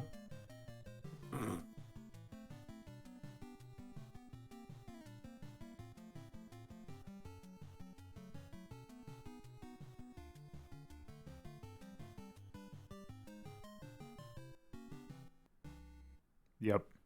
There we go. So yeah, I had to show off this version of Blades of Steel before I could rank it. Alright. So it's a good hockey game. I'd say nothing substantial, especially since you can cheese it real bad. Like, where do we put double dribble? Around 12, 13, 16. 16. Oh. Yeah, this is a little better than that. Yeah. I saw a game I'd absolutely rather play this game. Let's see. At 8. Let's see. At 8, we got the Neo Geo Super Dodgeball.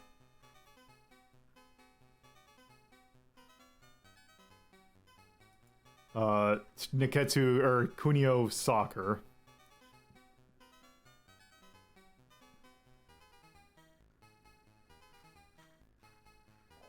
Castlevania for Yeah. if we compare it to action games.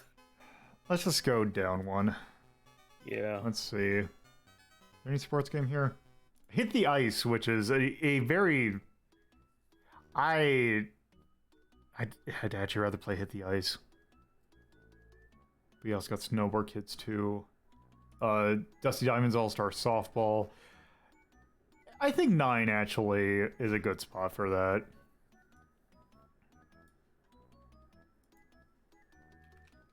Yeah, sure. Five,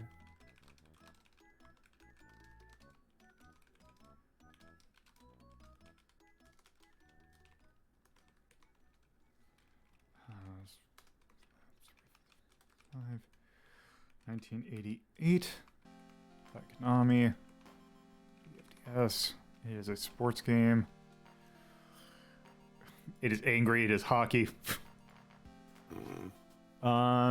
I like. I don't know what to call out for it. I kind of.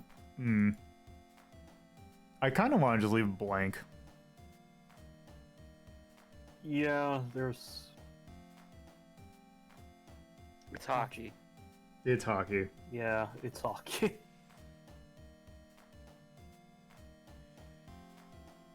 Alright.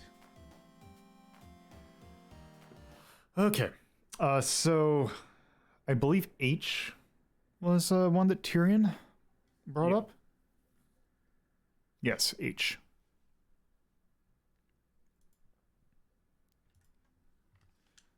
So there is an H game.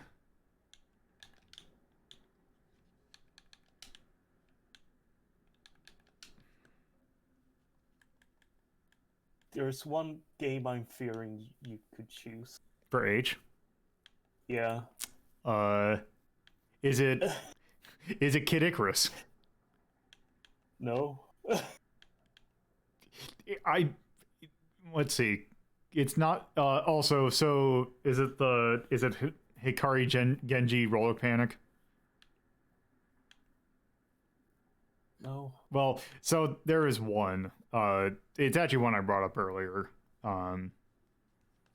This one isn't that bad. It's just kind of there. So this actually is something that got made because of the time period that it was made in.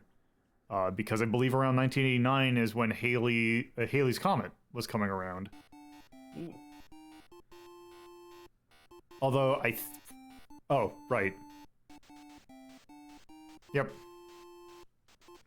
I'm so glad you did not choose Hong Kong. Oh, we've already done that actually. Oh, have you? It's not that bad, I don't think. Can't find it in the. It's because it's under Famiga volume like 4 or something like that.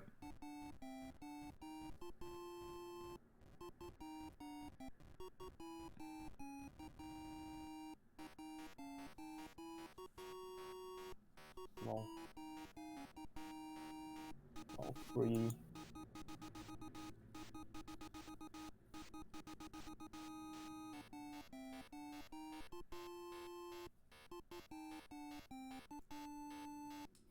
should be under volume 1. Oh, it might be volume 1, but yeah. I'm not finding volume 1 in the list. Let's see, Halley Wars by Taito. So this was originally an arcade game. If I remember correctly, is this like is this Taxcan kind of? No.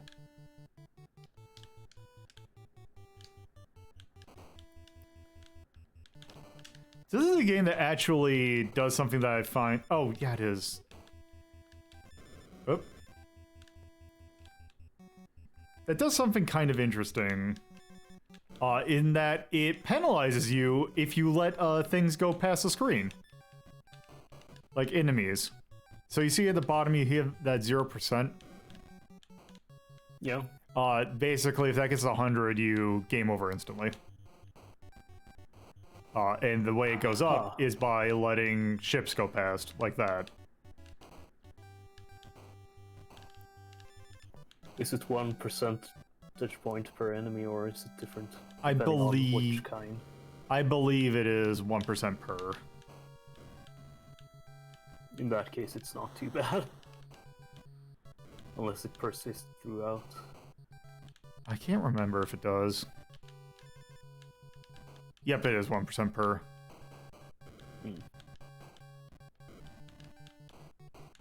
But yeah, this is a fairly, like inoffensive shmup. Feels very standard. Like, especially compared to stuff like Zanac. yeah.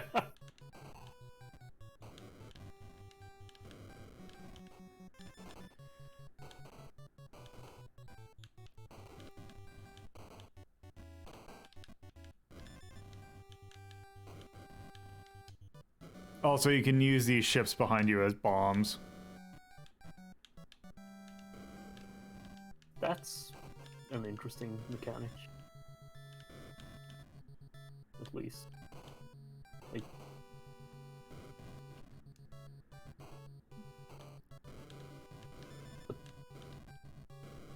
normally when I see, like, ships behind the player in a shmup, I expect them to be options, but...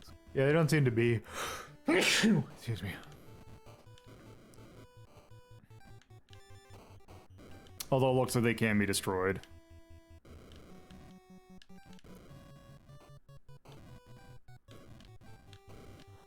So do they increase your firepower, or are they just bombs? I think they're just bombs. Oh. It's at least an interesting way to show bombs.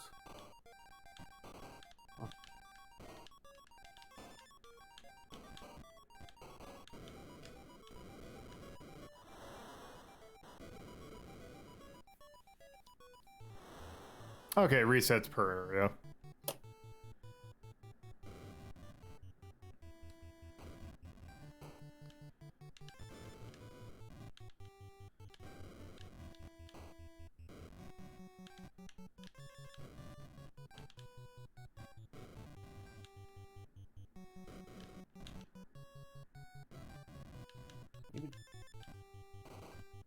Oh yeah, that's not the game I thought it was. Because the game I feared was a game on the Super Famicom, not... Oh, which one were you thinking? Hong Kong 97. Oh no, it's not. It is not Hong Kong 97. It's a puzzle game, I believe. Oh, that's way better.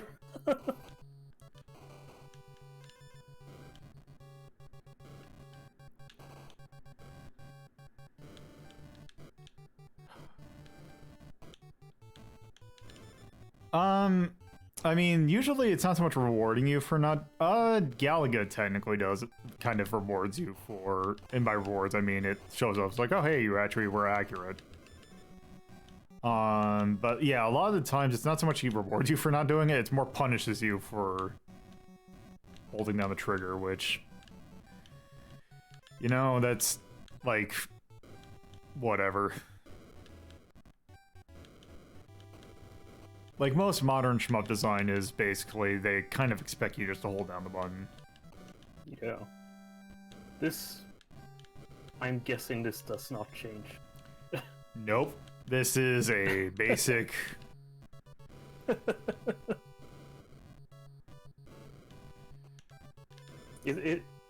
Yeah. It's gotten a lot more hectic in this area.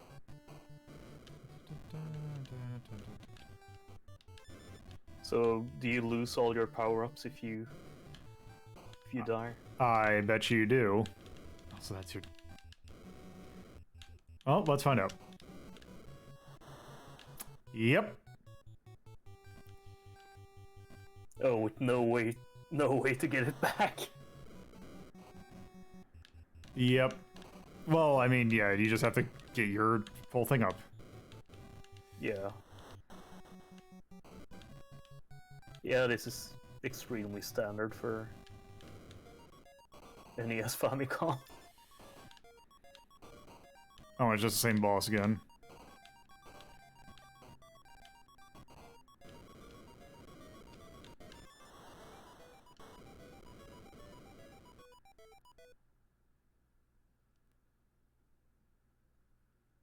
I don't... No, I think just bombs. Also, I think we've seen enough. Yeah, I get the gist of it. Yeah, seems like it's just the same. Like the area doesn't really change things. I would put that straight 11. Like, that is an incredibly basic game. Yeah. It's not bad, but it's also not great. It's dead center. It's serviceable, at least. Yeah. Game mechanics are good, like, but Yeah. but the rest is just kind of uninspired. Yeah, I should have taken a look at the arcade version. I'll have to take a look at the arcade version at some point. But yes. I can't even think of any other thing to put for it. I think it's just pretty basic. Alright. So, I am open for more letters. I don't think they got anything else.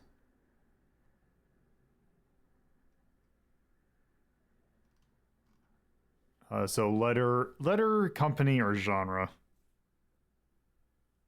Yep, it's letter, never genre. IREM. I think there are... Oh, actually, I know for a fact there are IREM games. Due to some weird licensing shenanigans. Okay, let me just go through and see what IREM stuff I got to work with. There's one in particular that I know, because I know we haven't done it yet.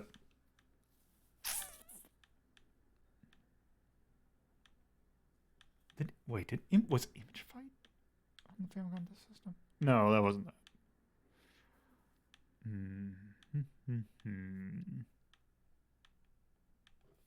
What if I do this?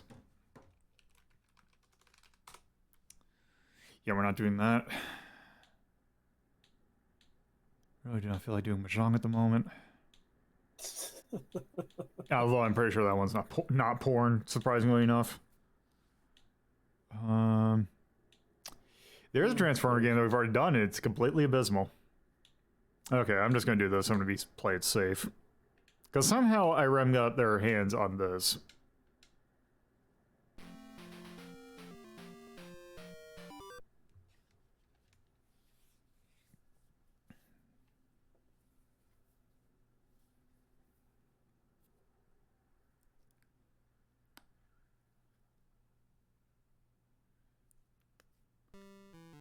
So this is Super Lode Runner. Alright. Huh. Broderbund. That's a name I haven't heard in years. Yep, the original licensee of, or original holder of Broderbund. In Japan, I want to say Hudson, because I know Hudson had it at some point, but also IREM got it somehow and then lost it. Or I think they were the final holder of it. It's weird. Because somehow I think IREM and Hudson held it at the exact same time.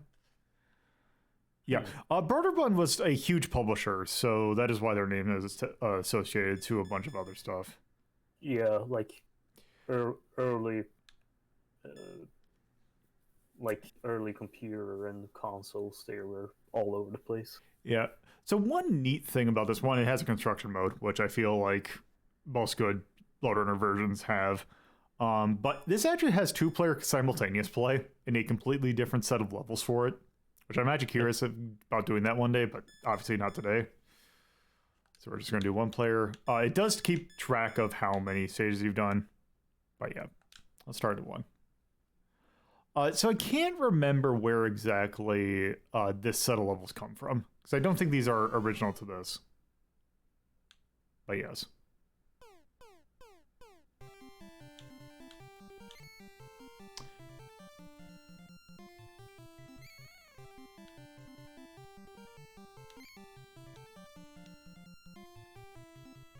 So yeah, it's a Lode Runner.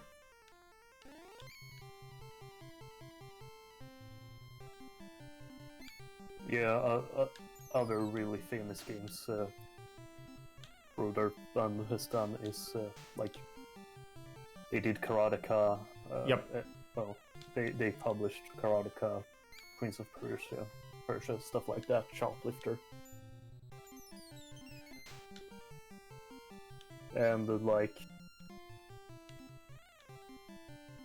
And yeah, like Bag of Magic Food said, Carmen, where in the world is Carmen San Diego? Let's see, am I fast enough? I'm not fast enough.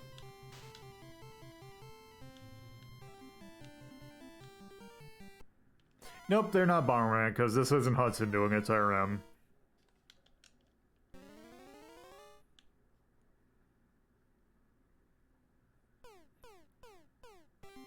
Also, I think... Oh, that is just a kill yourself button. Oh no. But you can't remember if most Lode Runners have that. There is a version of Boulder Dash that is available for the NES. It's actually the version that I'm most familiar with, too. This is incredibly standard Lode Runner, just a straight up port. Yeah, but I kind of am fine with that because Yeah. you don't need to mess with Lode Runner mechanics. Like, No. I did not remember that being a thing. Oh. It's been way too long since I played Lode Runner to be able to answer if that's a normal thing. Uh-oh, this could be bad. Yeah, I'm dead. Let's get out of that circle, or that little hallway. You want to just dig like a shitload of holes at that point. Yeah. Yeah, let's try it this way.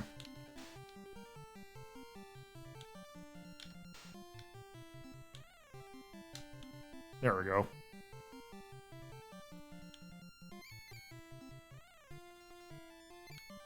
I think that was it.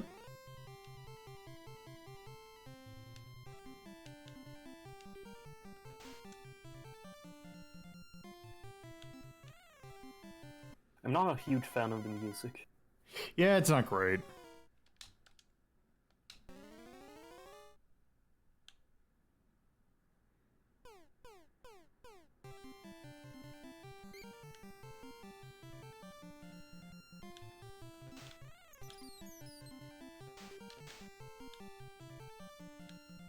Like, the rest is really good.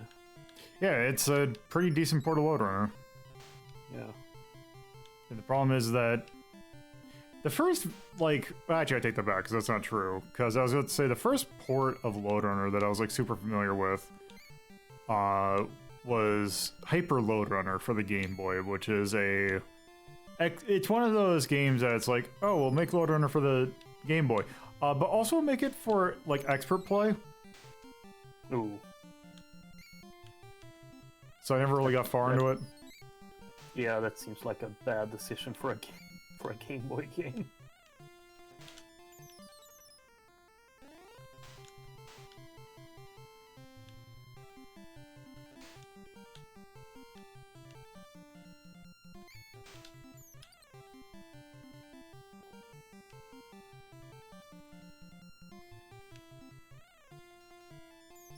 Sure is Lode Runner. Mm-hmm.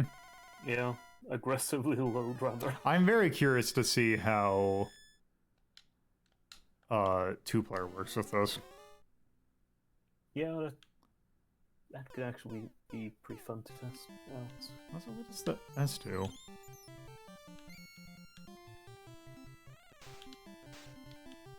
Maybe it's Super Gold. I mean, it kind of was, because it gave me more points. Now they've introduced the undiggable blocks. Yep. Also, yeah, he does not seem to be super smart.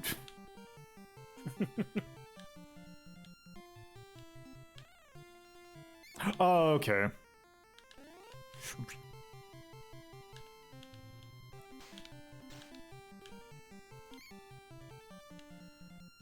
Oh, this is not great. There we go.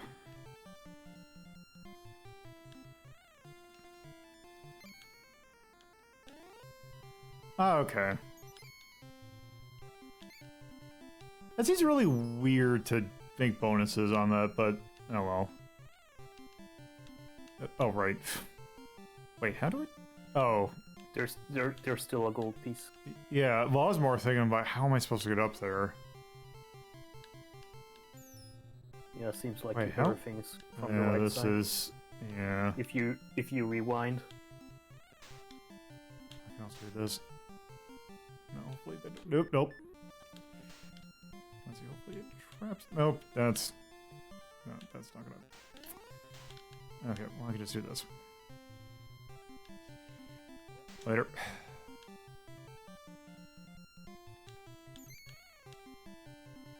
Okay, I think that one of them is carrying it. Probably the one in the lower left. Probably. Oh, right, actually, I don't think if I... Yeah, I didn't... Yeah. Wait. Yeah. Oh, okay.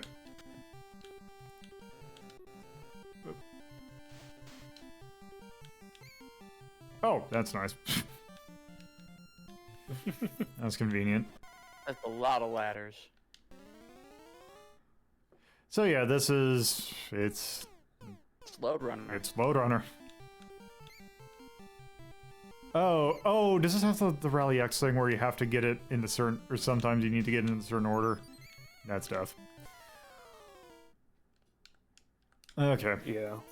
Yeah, let's, I think we're good on that then. Pretty good port of Lode Runner, but yeah, it's Lode Runner. It's very much Lode Runner. Okay, where do we put... So we put Lode Runner at 6. And that was the Apple II. Yep. So how does this compare to the Apple II version? I mean, it's a version of Lode Runner. It's, like, perfectly playable. The stages don't seem to be too dickish. Is that the only version of Lode Runner I did? Okay, that's not okay, that's Nickelodeon Guts. That's not Lode Runner. Yeah, let's just put it at 6. Yeah, I don't see a reason to put it anywhere else. Like,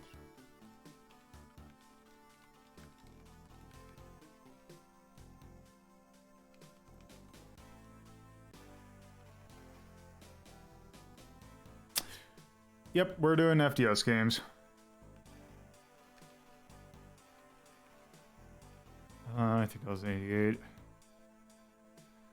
That was by IRM for the FDS. That's a character puzzle game. Okay.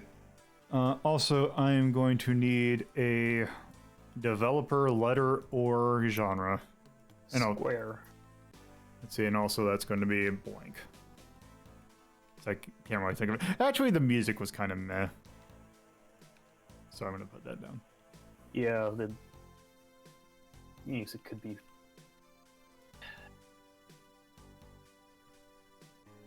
So yeah, there's that. Okay, so you want to see a Square game? Yeah. I can find a Square game. Although I think it might be one we've already done. Yeah, because I can't remember if this is the version I did when I ranked this, because I know I've ranked this game. At least I'm pretty sure I've ranked this game.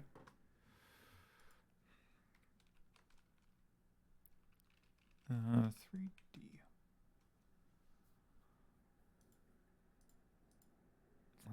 Actually.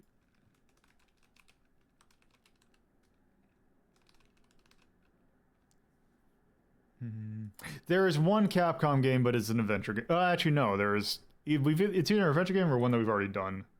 Yes, we have ranked this game. Ranked it pretty. Actually, we did do the Famicom Disk System version of it.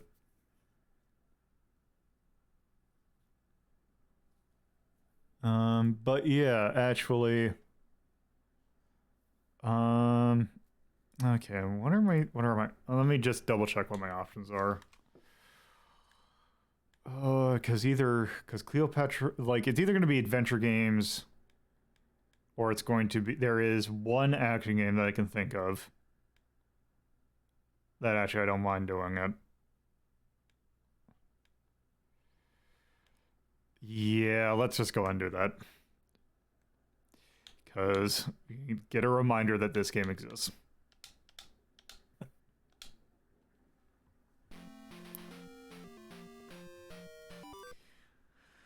When Square was pre-Final Fantasy,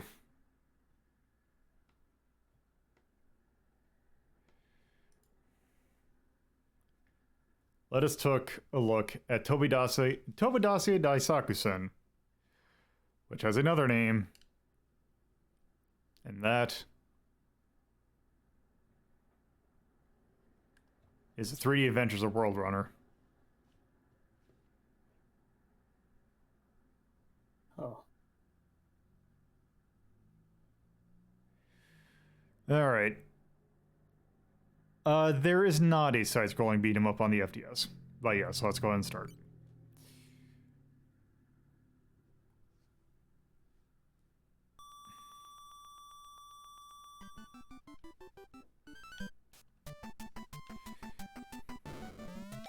Oh, I remember this. Yep. I didn't know Square made this. Yep.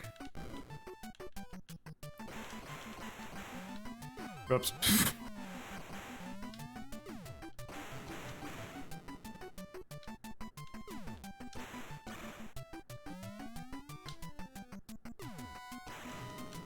So yeah, the FDS version of this has slightly better music. Thanks to that one extra sound channel. Yep.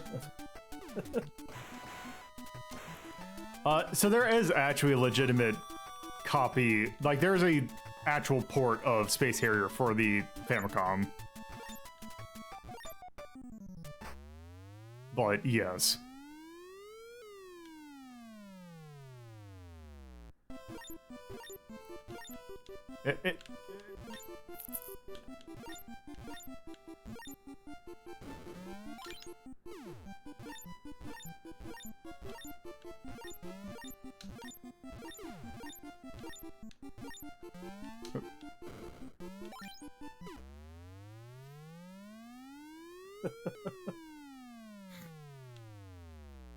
So the stars are just, like, coins, essentially. Also, man, this... I hate this song because it's too goddamn catchy.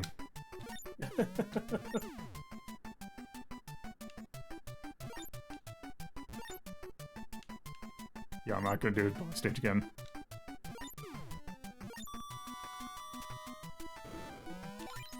Look at all of this 3D. Also, the mushrooms hurt you. Oh yeah, speaking of 3D, there is actually 3D. Oh no! Oh god, turn that off.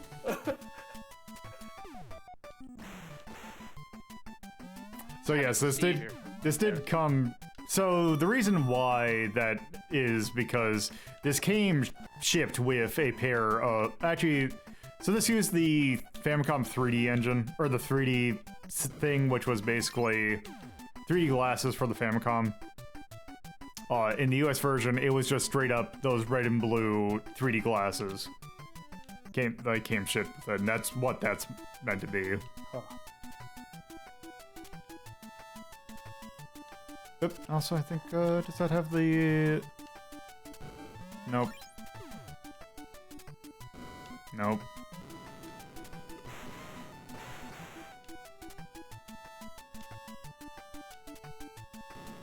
Oop.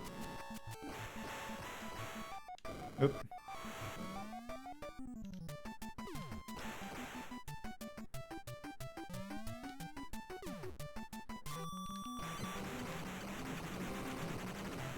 Yeah, that part is unexpected, like unashamedly space error, though. That's just space error, yeah. What the fuck?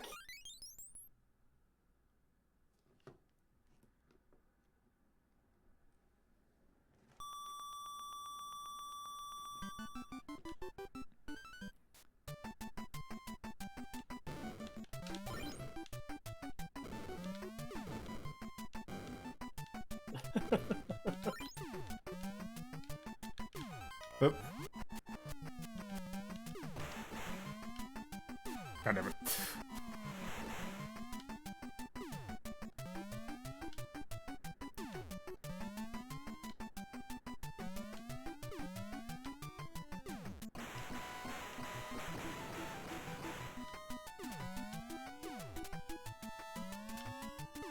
Yes, this is where feeling sad comes from.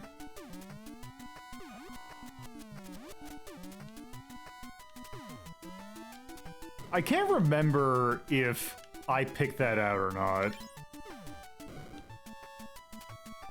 There we go.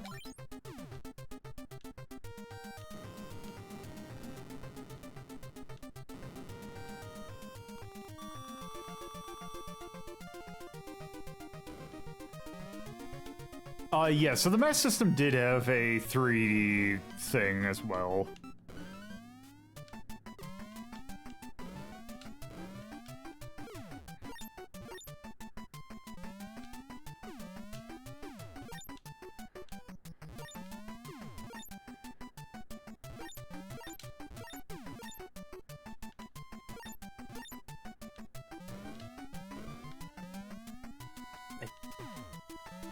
Don't like how we stopped just to pick up those stars. Yeah. Just for a short moment. So, also it's great because I'm probably just going to finish the end of this stage. We've actually already ranked this. We have it at 17 for a very good reason, because later stages just start adding on to the bullshit, because there's a mechanic that's really dumb. So you can actually jump on top of pillars, and they will basically give you a little boost. That becomes required. Oh no. And it is incredibly finicky to pull off, and it just feels terrible.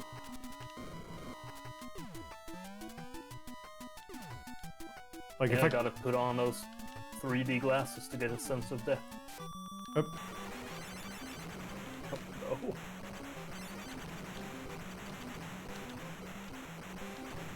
Hello, space area. We meet again.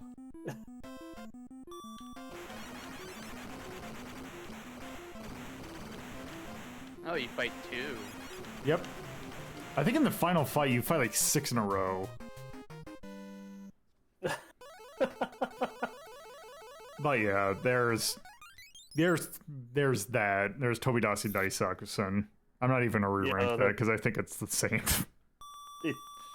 Yeah. Just wanted to show that off again. Also, because yes, that is a Famicom Disk System game. All right. Chad, if you want to see a game, it's any letter, developer, or what was the last one? It's dev. It's letter, dev, or genre. Letter, dev, or genre. Post in chat. L. L. L. L. L. L. What? There are L's. What are L's?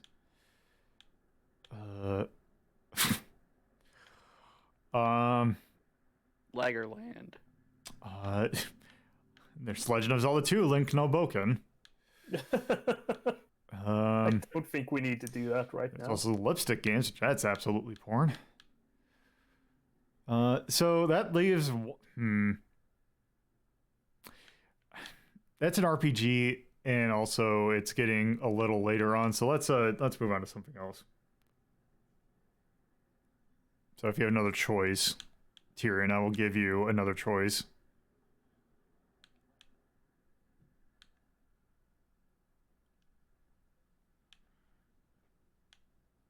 T. T.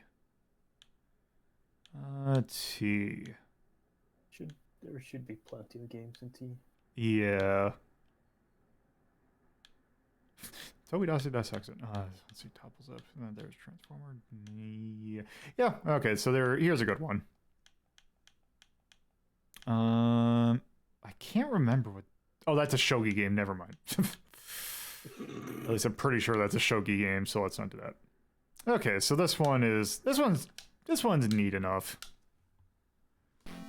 Which is surprising because this is a Famicom Disk System game by Bandai, which is almost always a death sentence, except for this particular one.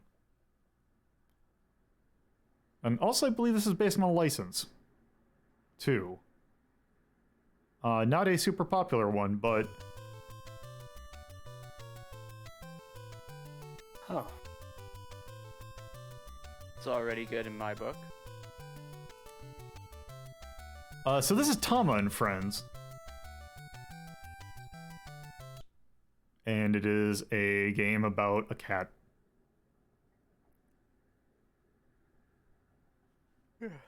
Put it in one. Yep, it's... Let's see, can I climb that? Nope.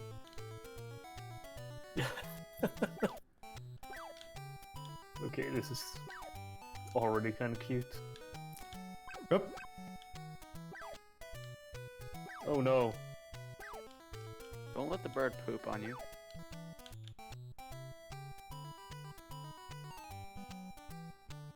Even though it's coming out of the, like, the side of the bird. Still poop. What asshole is throwing baseballs at a cat? Also, just hammers just coming out of the sky. And wait, is that football? Also, I remember this game looking a lot better, but oh well. Why are there so many baseballs? I don't know. Why is there so much everything? I do not remember this game being this hellish. It's very busy. Why is this a bullet hell? Whoops. Wait, you get hurt by the puddle? Yep. Also, you can jump on top of things.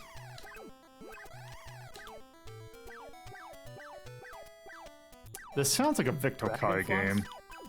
What was that? Was that a ham? Okay, that's a hammer. Yeah, that's a hammer. A hammer that came out of nowhere. Yeah, just dropped from an airplane. Why are dragonflies after you? I don't know. I hate dragonflies. I think they're cool. Like, they're cool, but they're way too big for something that can bite you.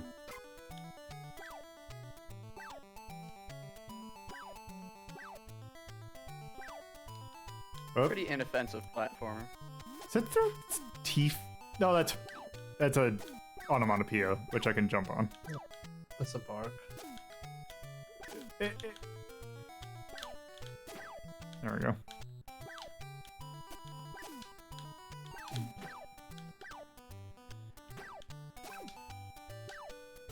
Oop. Whatever.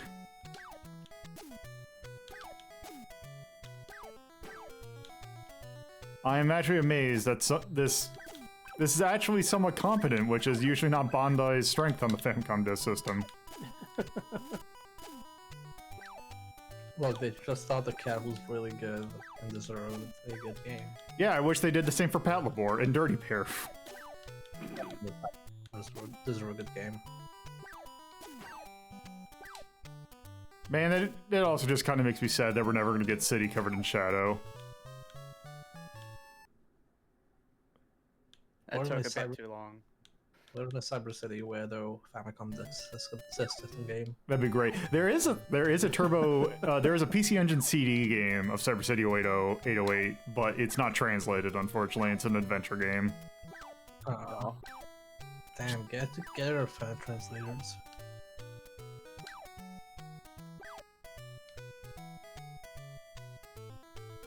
You could always play it with that Oh, that thing in Google RetroArch. Translate. Well, yeah, you have Google Art, you have that, but there's also like a trick with an Android emulator and Google Translate, where you can basically just like image capture your desktop and have it translated. Yeah, But it's kind of time consuming. that's really time consuming. Also, I don't think there's a whole lot of text on screen at a time, so I'll take a lot of screen captures. Yeah, also like, yeah, the Google Translate is far from great when it comes Yep. to Japanese. It's gotten really, really, really far. It has, but also Yeah, it still does. There's still a lot of mistakes. So. I just always think of that German Grandia screenshot. Fraulein, for when they missed the attack. Fraulein. Yeah, it's pretty good. And yeah, this is remarkably competent for Bandai. It's not great, but it's actually not a crime. Better than Tom and Jerry for the Master System. Yeah, you know what? I should just pop up Dirty Pair again just to show off a comparison. God, when did we rank Dirty Pair? I'll have to take when we rank those.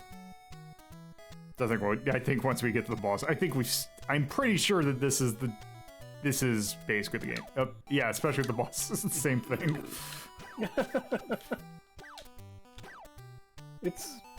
It's a cute little game. Yeah.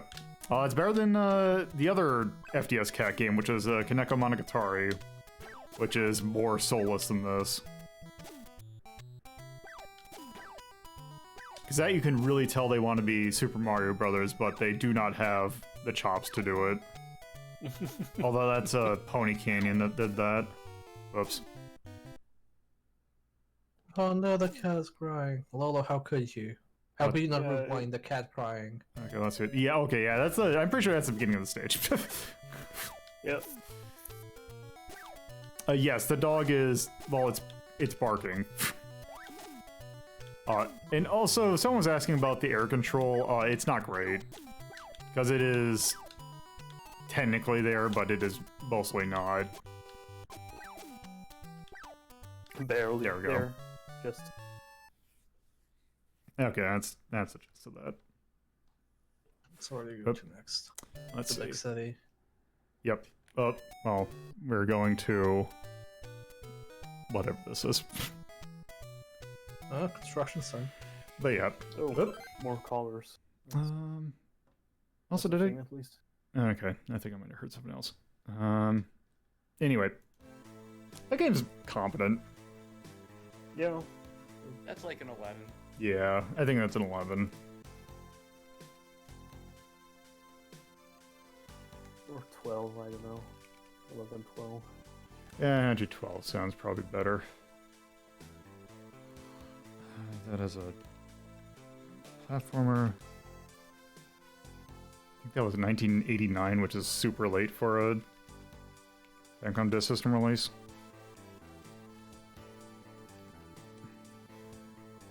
Based off a license. Anything to call out?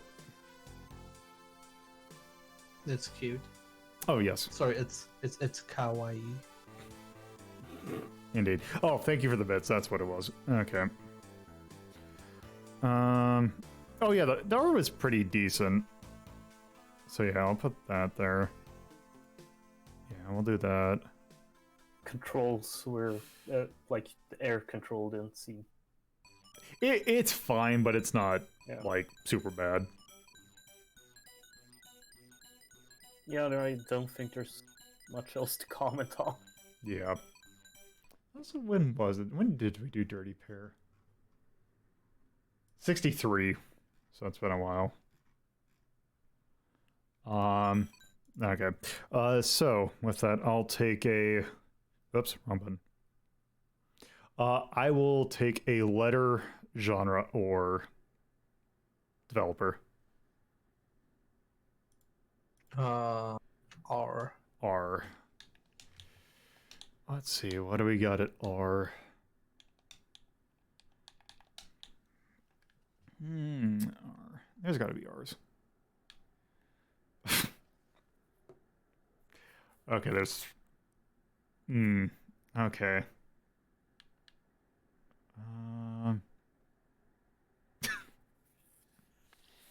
One, we've already ranked that too. I don't want to. Let's not do Roger Rabbit, aka Bugs Bunny's Crazy Castle. Heck yeah. Okay, that is a adventure game. Let's do this, because this is a weird one.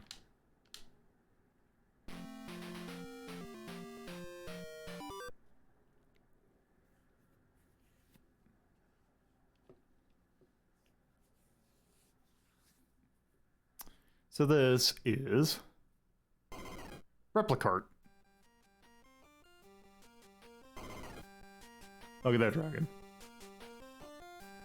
Look at that font, God. Yeah. Oh, wow. I can't make that. I can make out the names of black metal bands better than I can make out that title. All right, let's start at Area 1. No, this is not Cybalian. No, this is instead. Whoop. Wait, I know that country. Okay, what are we gonna do in Uh, Hokkaido? So, this. One day we'll see the game. There we go.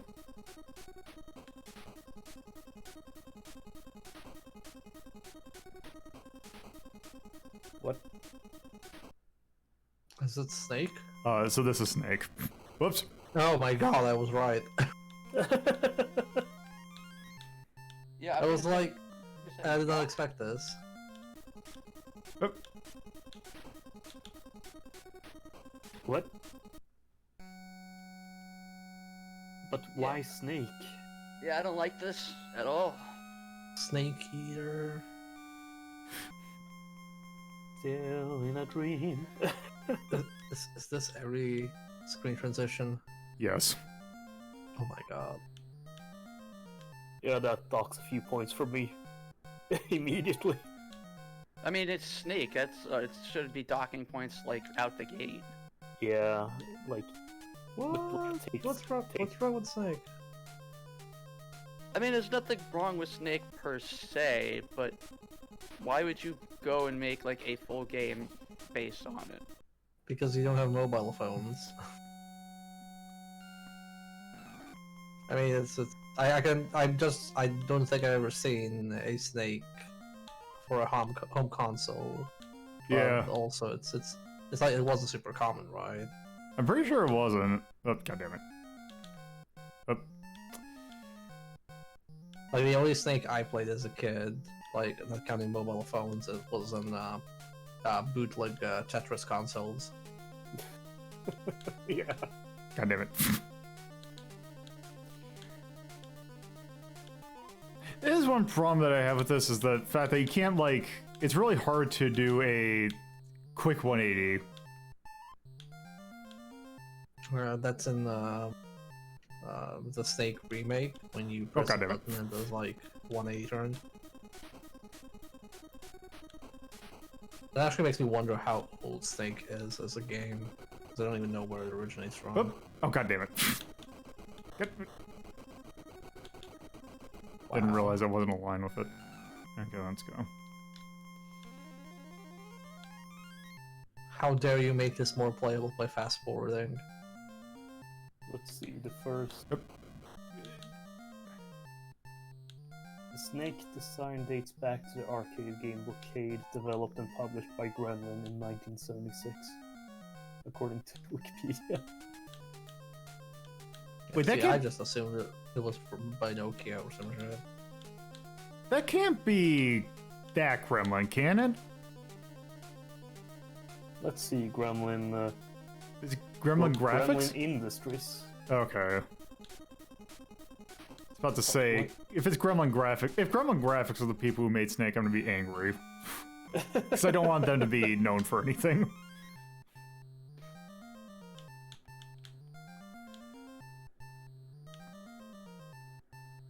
Can't have the developer of Actua Soccer to be, or Actua Golf to be the people who made Snake. No, these guys went defunct. Okay. Probably something like Exody did.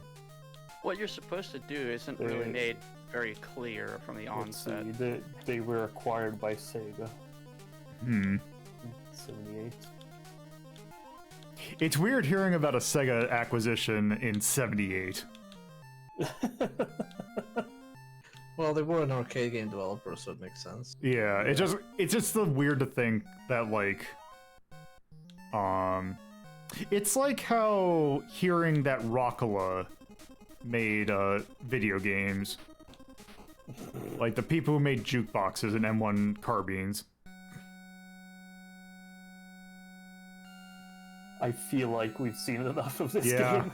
Because I think I've sat down and played like way too much of this at one point, and it's like, yeah, I'm pretty sure that I just want to test something real quick. Yeah, do you leave Hokkaido at any point? Because this is Hokkaido. So yeah, now there's enemies that if you ram into them, they'll kill you. Picture perfect Hokkaido. Does that mean if you're your own enemy? Because if you hit yourself, you die. Yep. So yeah. But yeah, Snake is a deep game. it's Snake.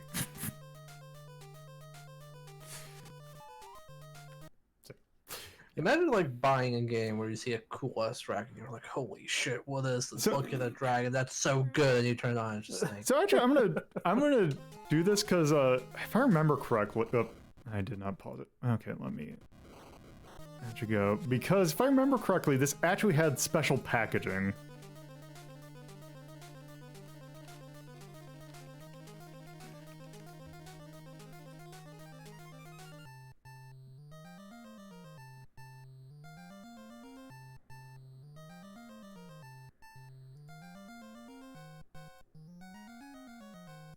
Oh yeah, here it is. I don't know why they would do this, but let's see. Oh, so in the end, Gremlin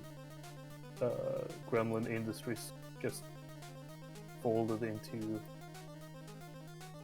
a company called Bally Manufacturing. Oh, Bally. So Bally turned into Bally Midway. Probably. Yeah, so this is the packaging for Replicart. It came in with a huge manual in a Ziploc bag. Like the same thing that you would get out of like a pencil case. Oh, sure. That's very cool. I would give it an extra point just for that. Yeah, Famicom Disk System packaging can sometimes be really weird, because let's see if I can find the Bubble Bobble one. But yeah, look at that. You look at that, you're like, holy shit, I'm like a robot cyber snake dragon with guns. Holy shit, I'm fighting a giant dragon. Then you put it on, it's just like, oh. This is fucking Snake. Oh, it's Snake. Yeah. Where's my gun? Where's the other dragon? And it takes forever to load each screen. Actually, let me show this, because this is there's a series of games that were under the label Wavejack, that came with some really good packaging. So, what do you mean you can't download it securely? What does that mean?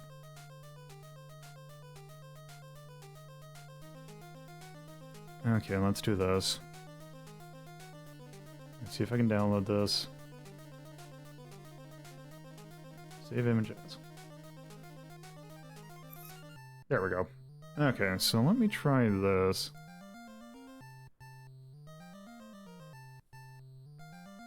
So this is, I actually have a box copy of this, so I can physically attest to this. So this was a game called Seiken Psycho Caliber. That this is all that it came with. Wow. So there is a sticker set, a manual, a little tiny book that had a little description of the thing, and an audio drama and an audio cassette.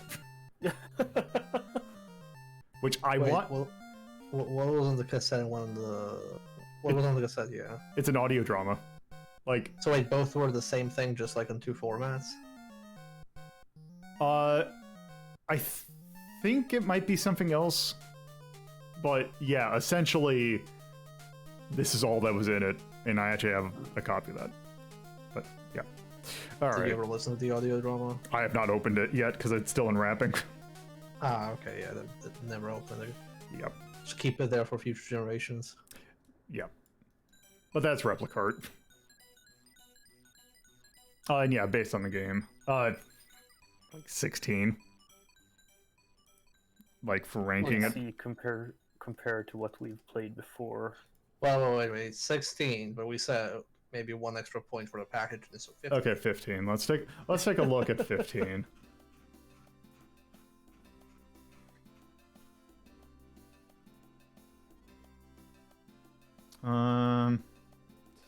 Spy Hunter. Actually, I wouldn't put it together in Spy Hunter. Maybe 16 is better.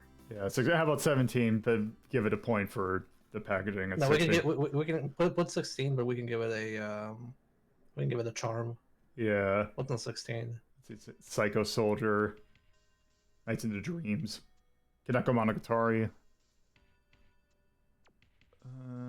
Herzog Zwei,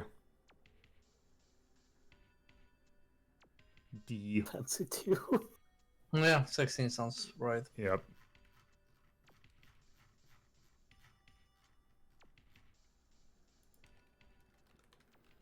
If I remember where my hand is. Replicart. And that was 1988 by Taito. FTS. Maze, I guess, for lack of a better term. Is trying to be sci-fi. Charm. A little box. Yeah, I'm wondering if... a cardboard box charm. Is there... Yeah. Package.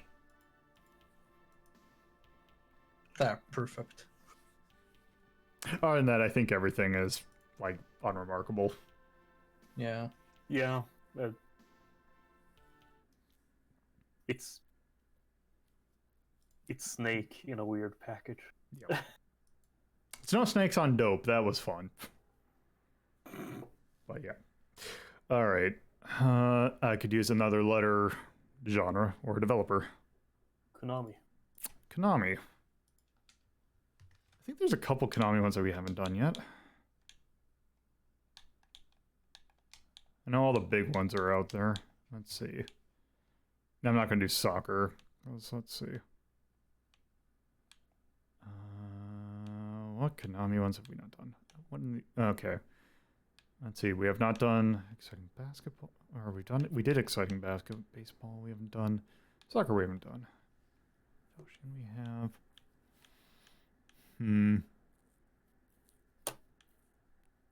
Gyrus we've done. I'm just going through. Can you come on? Night Lore. That's not Konami though. Okay, Nazo no Kabi we've done. Nazo no Sarjo, that's not Konami. Okay, you know what? I'm just gonna do one we've done before.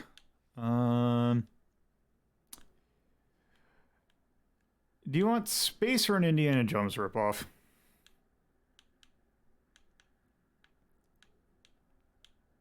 Indiana Jones ripoff. Alright, that works for me.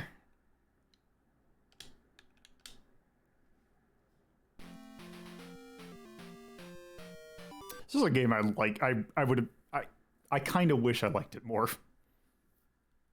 Because this game has some really neat things about it. But this... Oh, right, I forgot I had a translation patch for this. So yeah, this is the Miracle of Arumana, also known as Arumana no Kiseki. Actually, we're going to see that anyway. So let's start.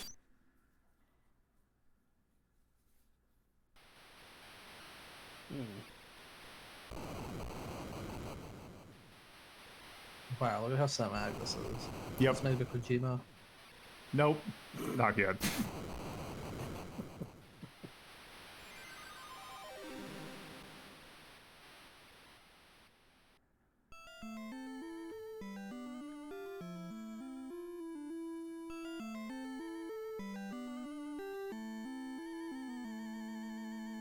So yes, the Arumana stone has been kidnapped, or has been taken, so now everyone's turned to stone. And I forgot what our dude's name was, but yeah, we're going to... I keep on wanting to call him La Mesa, but that is definitely not it.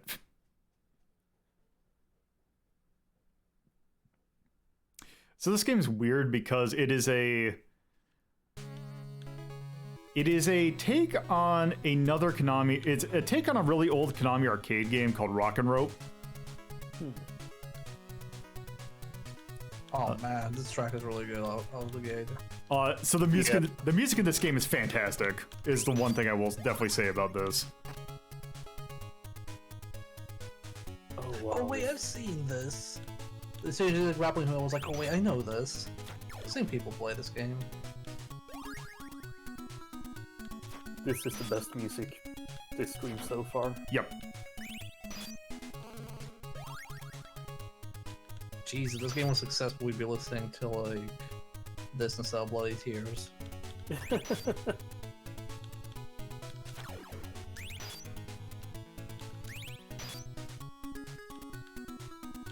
Oop. So there's something like Bionic Commando-vania. Kind of. Oop.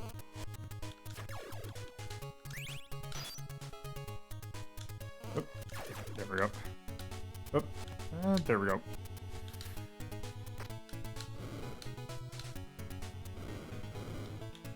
With that, I want these. Oh, damn it.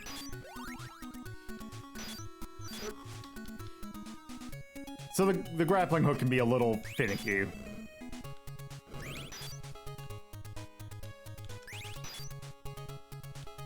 I've never seen it done that way. Well, you don't just set up pillar when you do your grappling hook.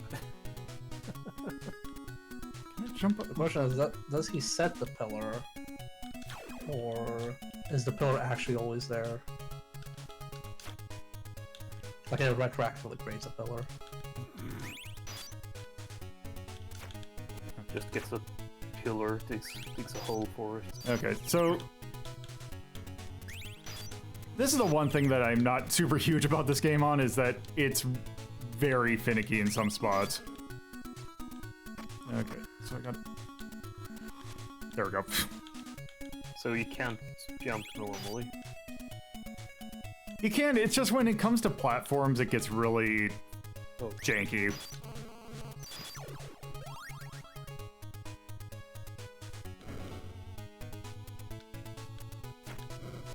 I should get... Oh, also I can't fire my... or shoot my dives when I'm, crouching. I mean, just like real life. There's one thing you want to have in your platforming game, it's janky platforms. Yeah. Okay, I need to... Oop, give me your goods. There we go.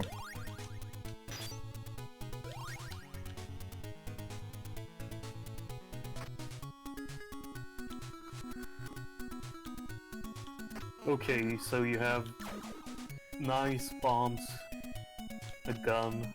Yep, nice bombs, a gun. I believe the one we're missing... I'm trying to think what the other... Yeah, bolas. Balls and spiked. Oh man, that's like Castlevania ass jungle.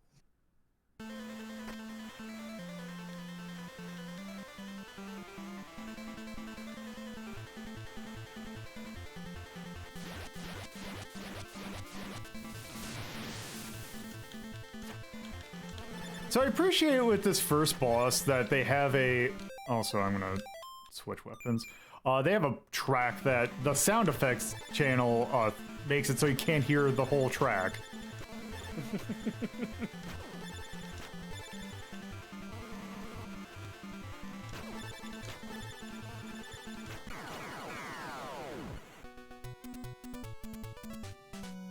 Pretty sure that track was really fire.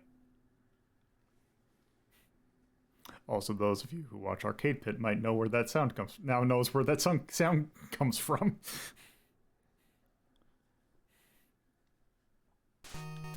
Because guess who picked out that sound? I can't believe Smite is into Famicom Disk Systems.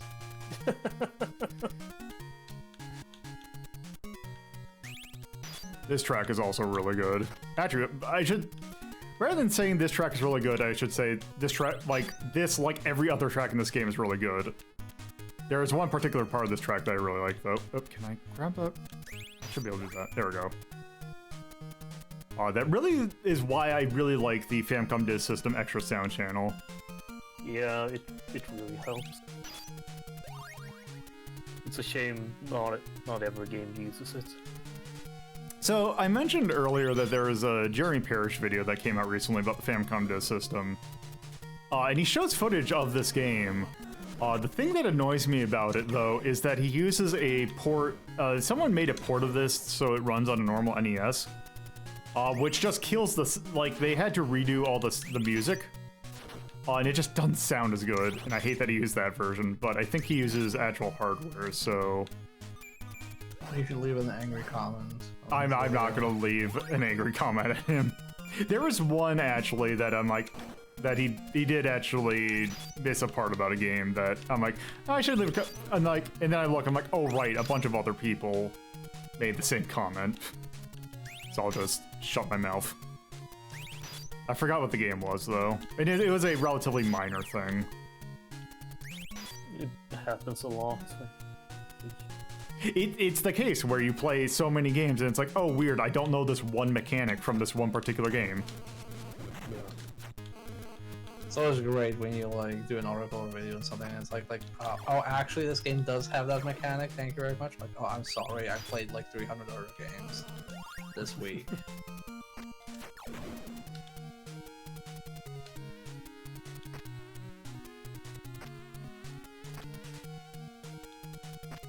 But it happens in streams as well. People go like, oh, don't you know you can do this in the game? How are you even playing this? Oh, I'm sorry. I'm trying to balance like commentary, entertainment, and actually playing the game at the same time.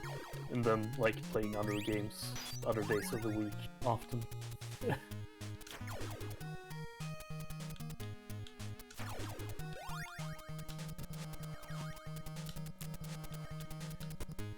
Okay, I see what you mean by platform gank.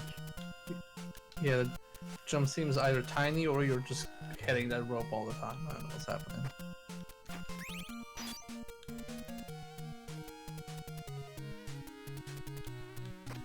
Nope. Oop. What was that sound? Also, the sound effect for dying is really good.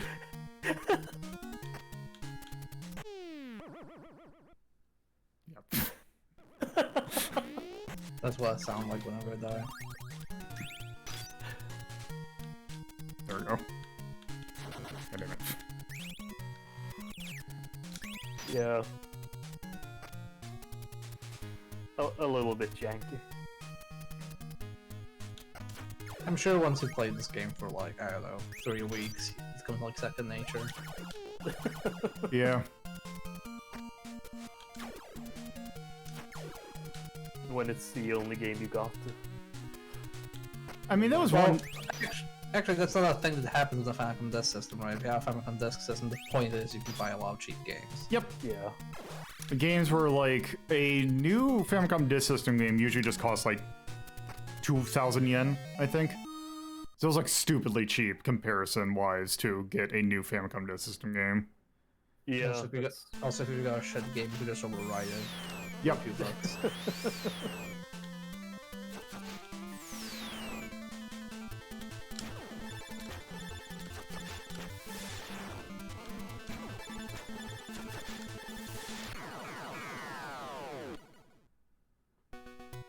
Oh, your fourth weapon is a bolus. Oh, right, I'll show off the bolus, because, yeah, I think that's a good spot. Because there's 6 levels in this game. The 5th level is stupidly hard. And also, like, it's a maze, too, that you have to, like, break walls and stuff. But yeah, here's a bolus. Also, this orb is basically a screen clear. But it's not that strong. Yeah. And then the bomb is you throw it once, press it once to throw, and then you know, press it else to detonate. So, we've actually ranked that game before. We actually ranked it a while ago. And I don't think it actually got that high. Do you put, like, fire under the music? We gave it a thumbs up. Because it's at 14. Because the later stages do get kind of bullshit. But yeah, that was pretty much the only thing called out. I think it's fine staying where it is. Yeah. Alright, so I think I probably got time for one more. So letter S. S.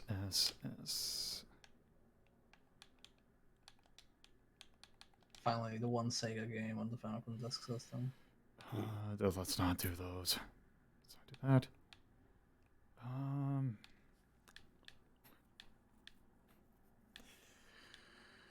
Oh.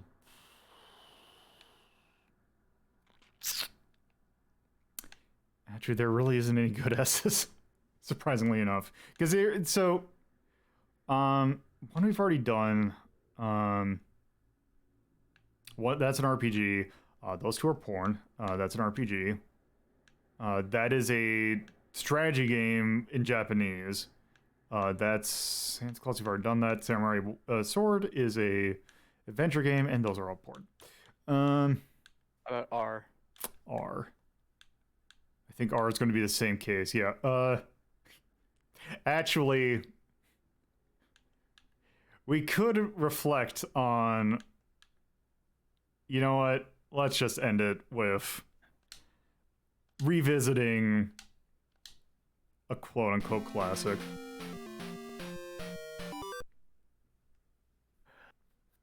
So I feel like I need to bring this up every time I talk about the Famicom Disk System.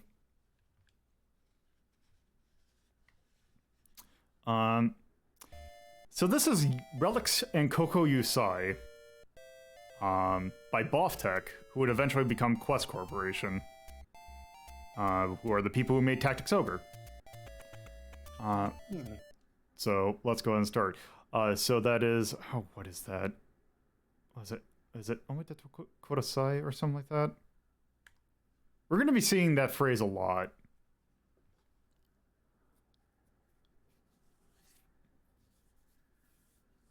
Omachi kudasai. Yeah, please wait. Yep, it's please wait. Oh man, this is already looking promising. What? Okay, so let's fight. Oh, something's up with this. What the hell? Something's acting up with this. Like, this is not how it's supposed to be running. So give me a second. Because... Can't believe we found the Amiga port for the NES. That looks like an Amiga game to me immediately. So it originally it's actually a port of a PC-88 game. Okay. So you're actually not that far off. Japanese Amiga. Yeah. Okay, let's try messing.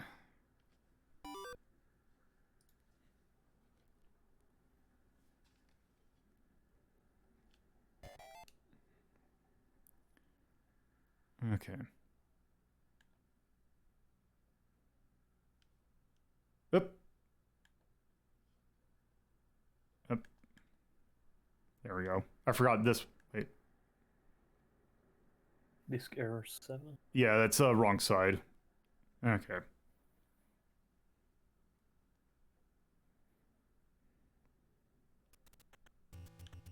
There we go. That's how it's supposed to move.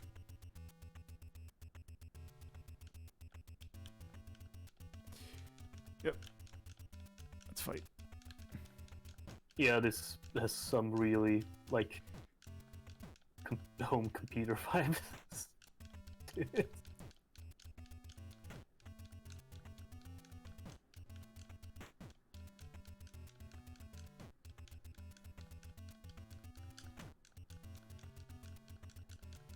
Oh yeah, I've seen you play this before. Yep, and now we can move the body, actually. Whoa. So it's just Rock'em Sock'em robots. Yep. Oh, also, you gotta turn around by holding up and then the other direction. Let's climb this ladder. Please wait.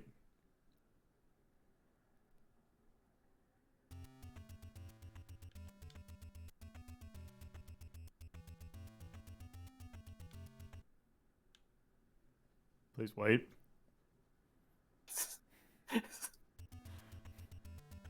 So many loading zones. That's rude. Oh, there we go. You're not coming through this way. Ow. Poke it with a stick. Yep. Please wait. You might be wondering how I got into this situation. Oh, wait.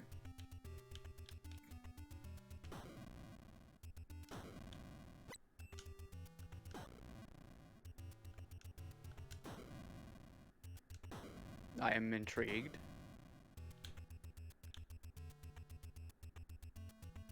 This game actually predicted the Mandalorian.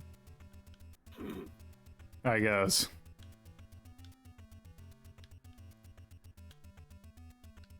Ah yes, the official Mandalorian game. Just Yeah, it's Jeff Mandalorian from the Mandalorian.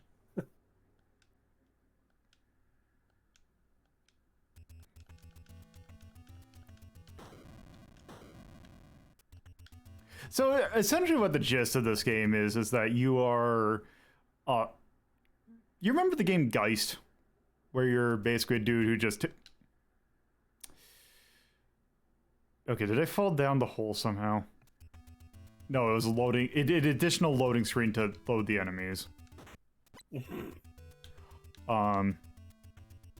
So you're like you're a person that can go into other bodies essentially, and you're basically trying to go through this giant labyrinth in order to, like, you're trying to rescue a princess, but then you end up becoming different people, most of which control like ass.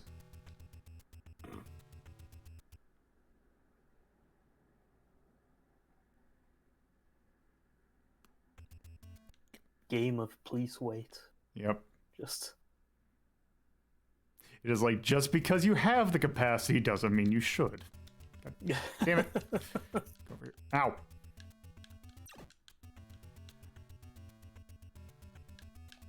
I've actually... So when does the takeover mechanic come into play? Probably not for a little while. Oh, is it something like you unlock? So eventually you'll come across another person that you have to fight, and then when you beat him in a fight, you'll get their body. That's not going to be for a while, because also we're playing this for about 5 more minutes, because it's about as much as I can stand. Because this is probably the worst feeling game I've ever played. Whoa. Like, this is... Don't worry. I would say... Nintendo official seal of quality. This is probably one of the worst games I've... God.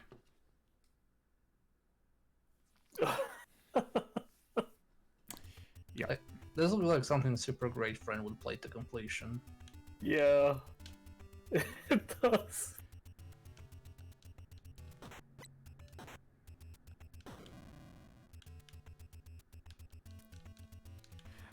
I don't know why, but the control just reminds me of Overblood. So have you ever beaten this game? I have. Was it worth it? No. There are 5 forms that you can get. This is probably one of the more durable ones. You'd figure that, oh, you eventually get a character with a gun would be nice, except for the fact that you take like a hit and you die. Oh. Oh, good. That thing can go through the floor. This feels like a game that, you know, you would get like a PS2 era, like remake of this, like reboot, whatever you want to call it. And everybody was like, what the hell is this game? It's like, oh, it's actually based on, you know, this old 90s, 80s game. I want to say this did actually get a remake somehow, but I don't think it was this version, because the PC 90 or 88 and Sharp X68K port version of this plays completely differently. Which I've not really played those because it's one of those that's like you really need to look at a guide for. What was this called again? Relics and Ankoku Yousai. That right there is, I believe, one of the forms that you get. Fuck him up, Lolo. Let's. There we go. Blast. Don't moonwalk towards him.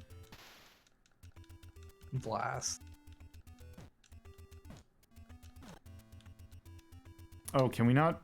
Oh, can I not transform into him yet?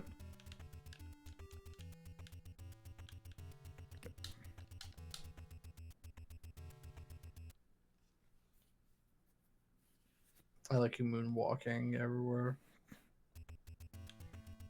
Wait. Just like Symphony of the Night. Is this the starting area? No, it can't be. I think it might be. It is. Yep. You went into a loop. Right.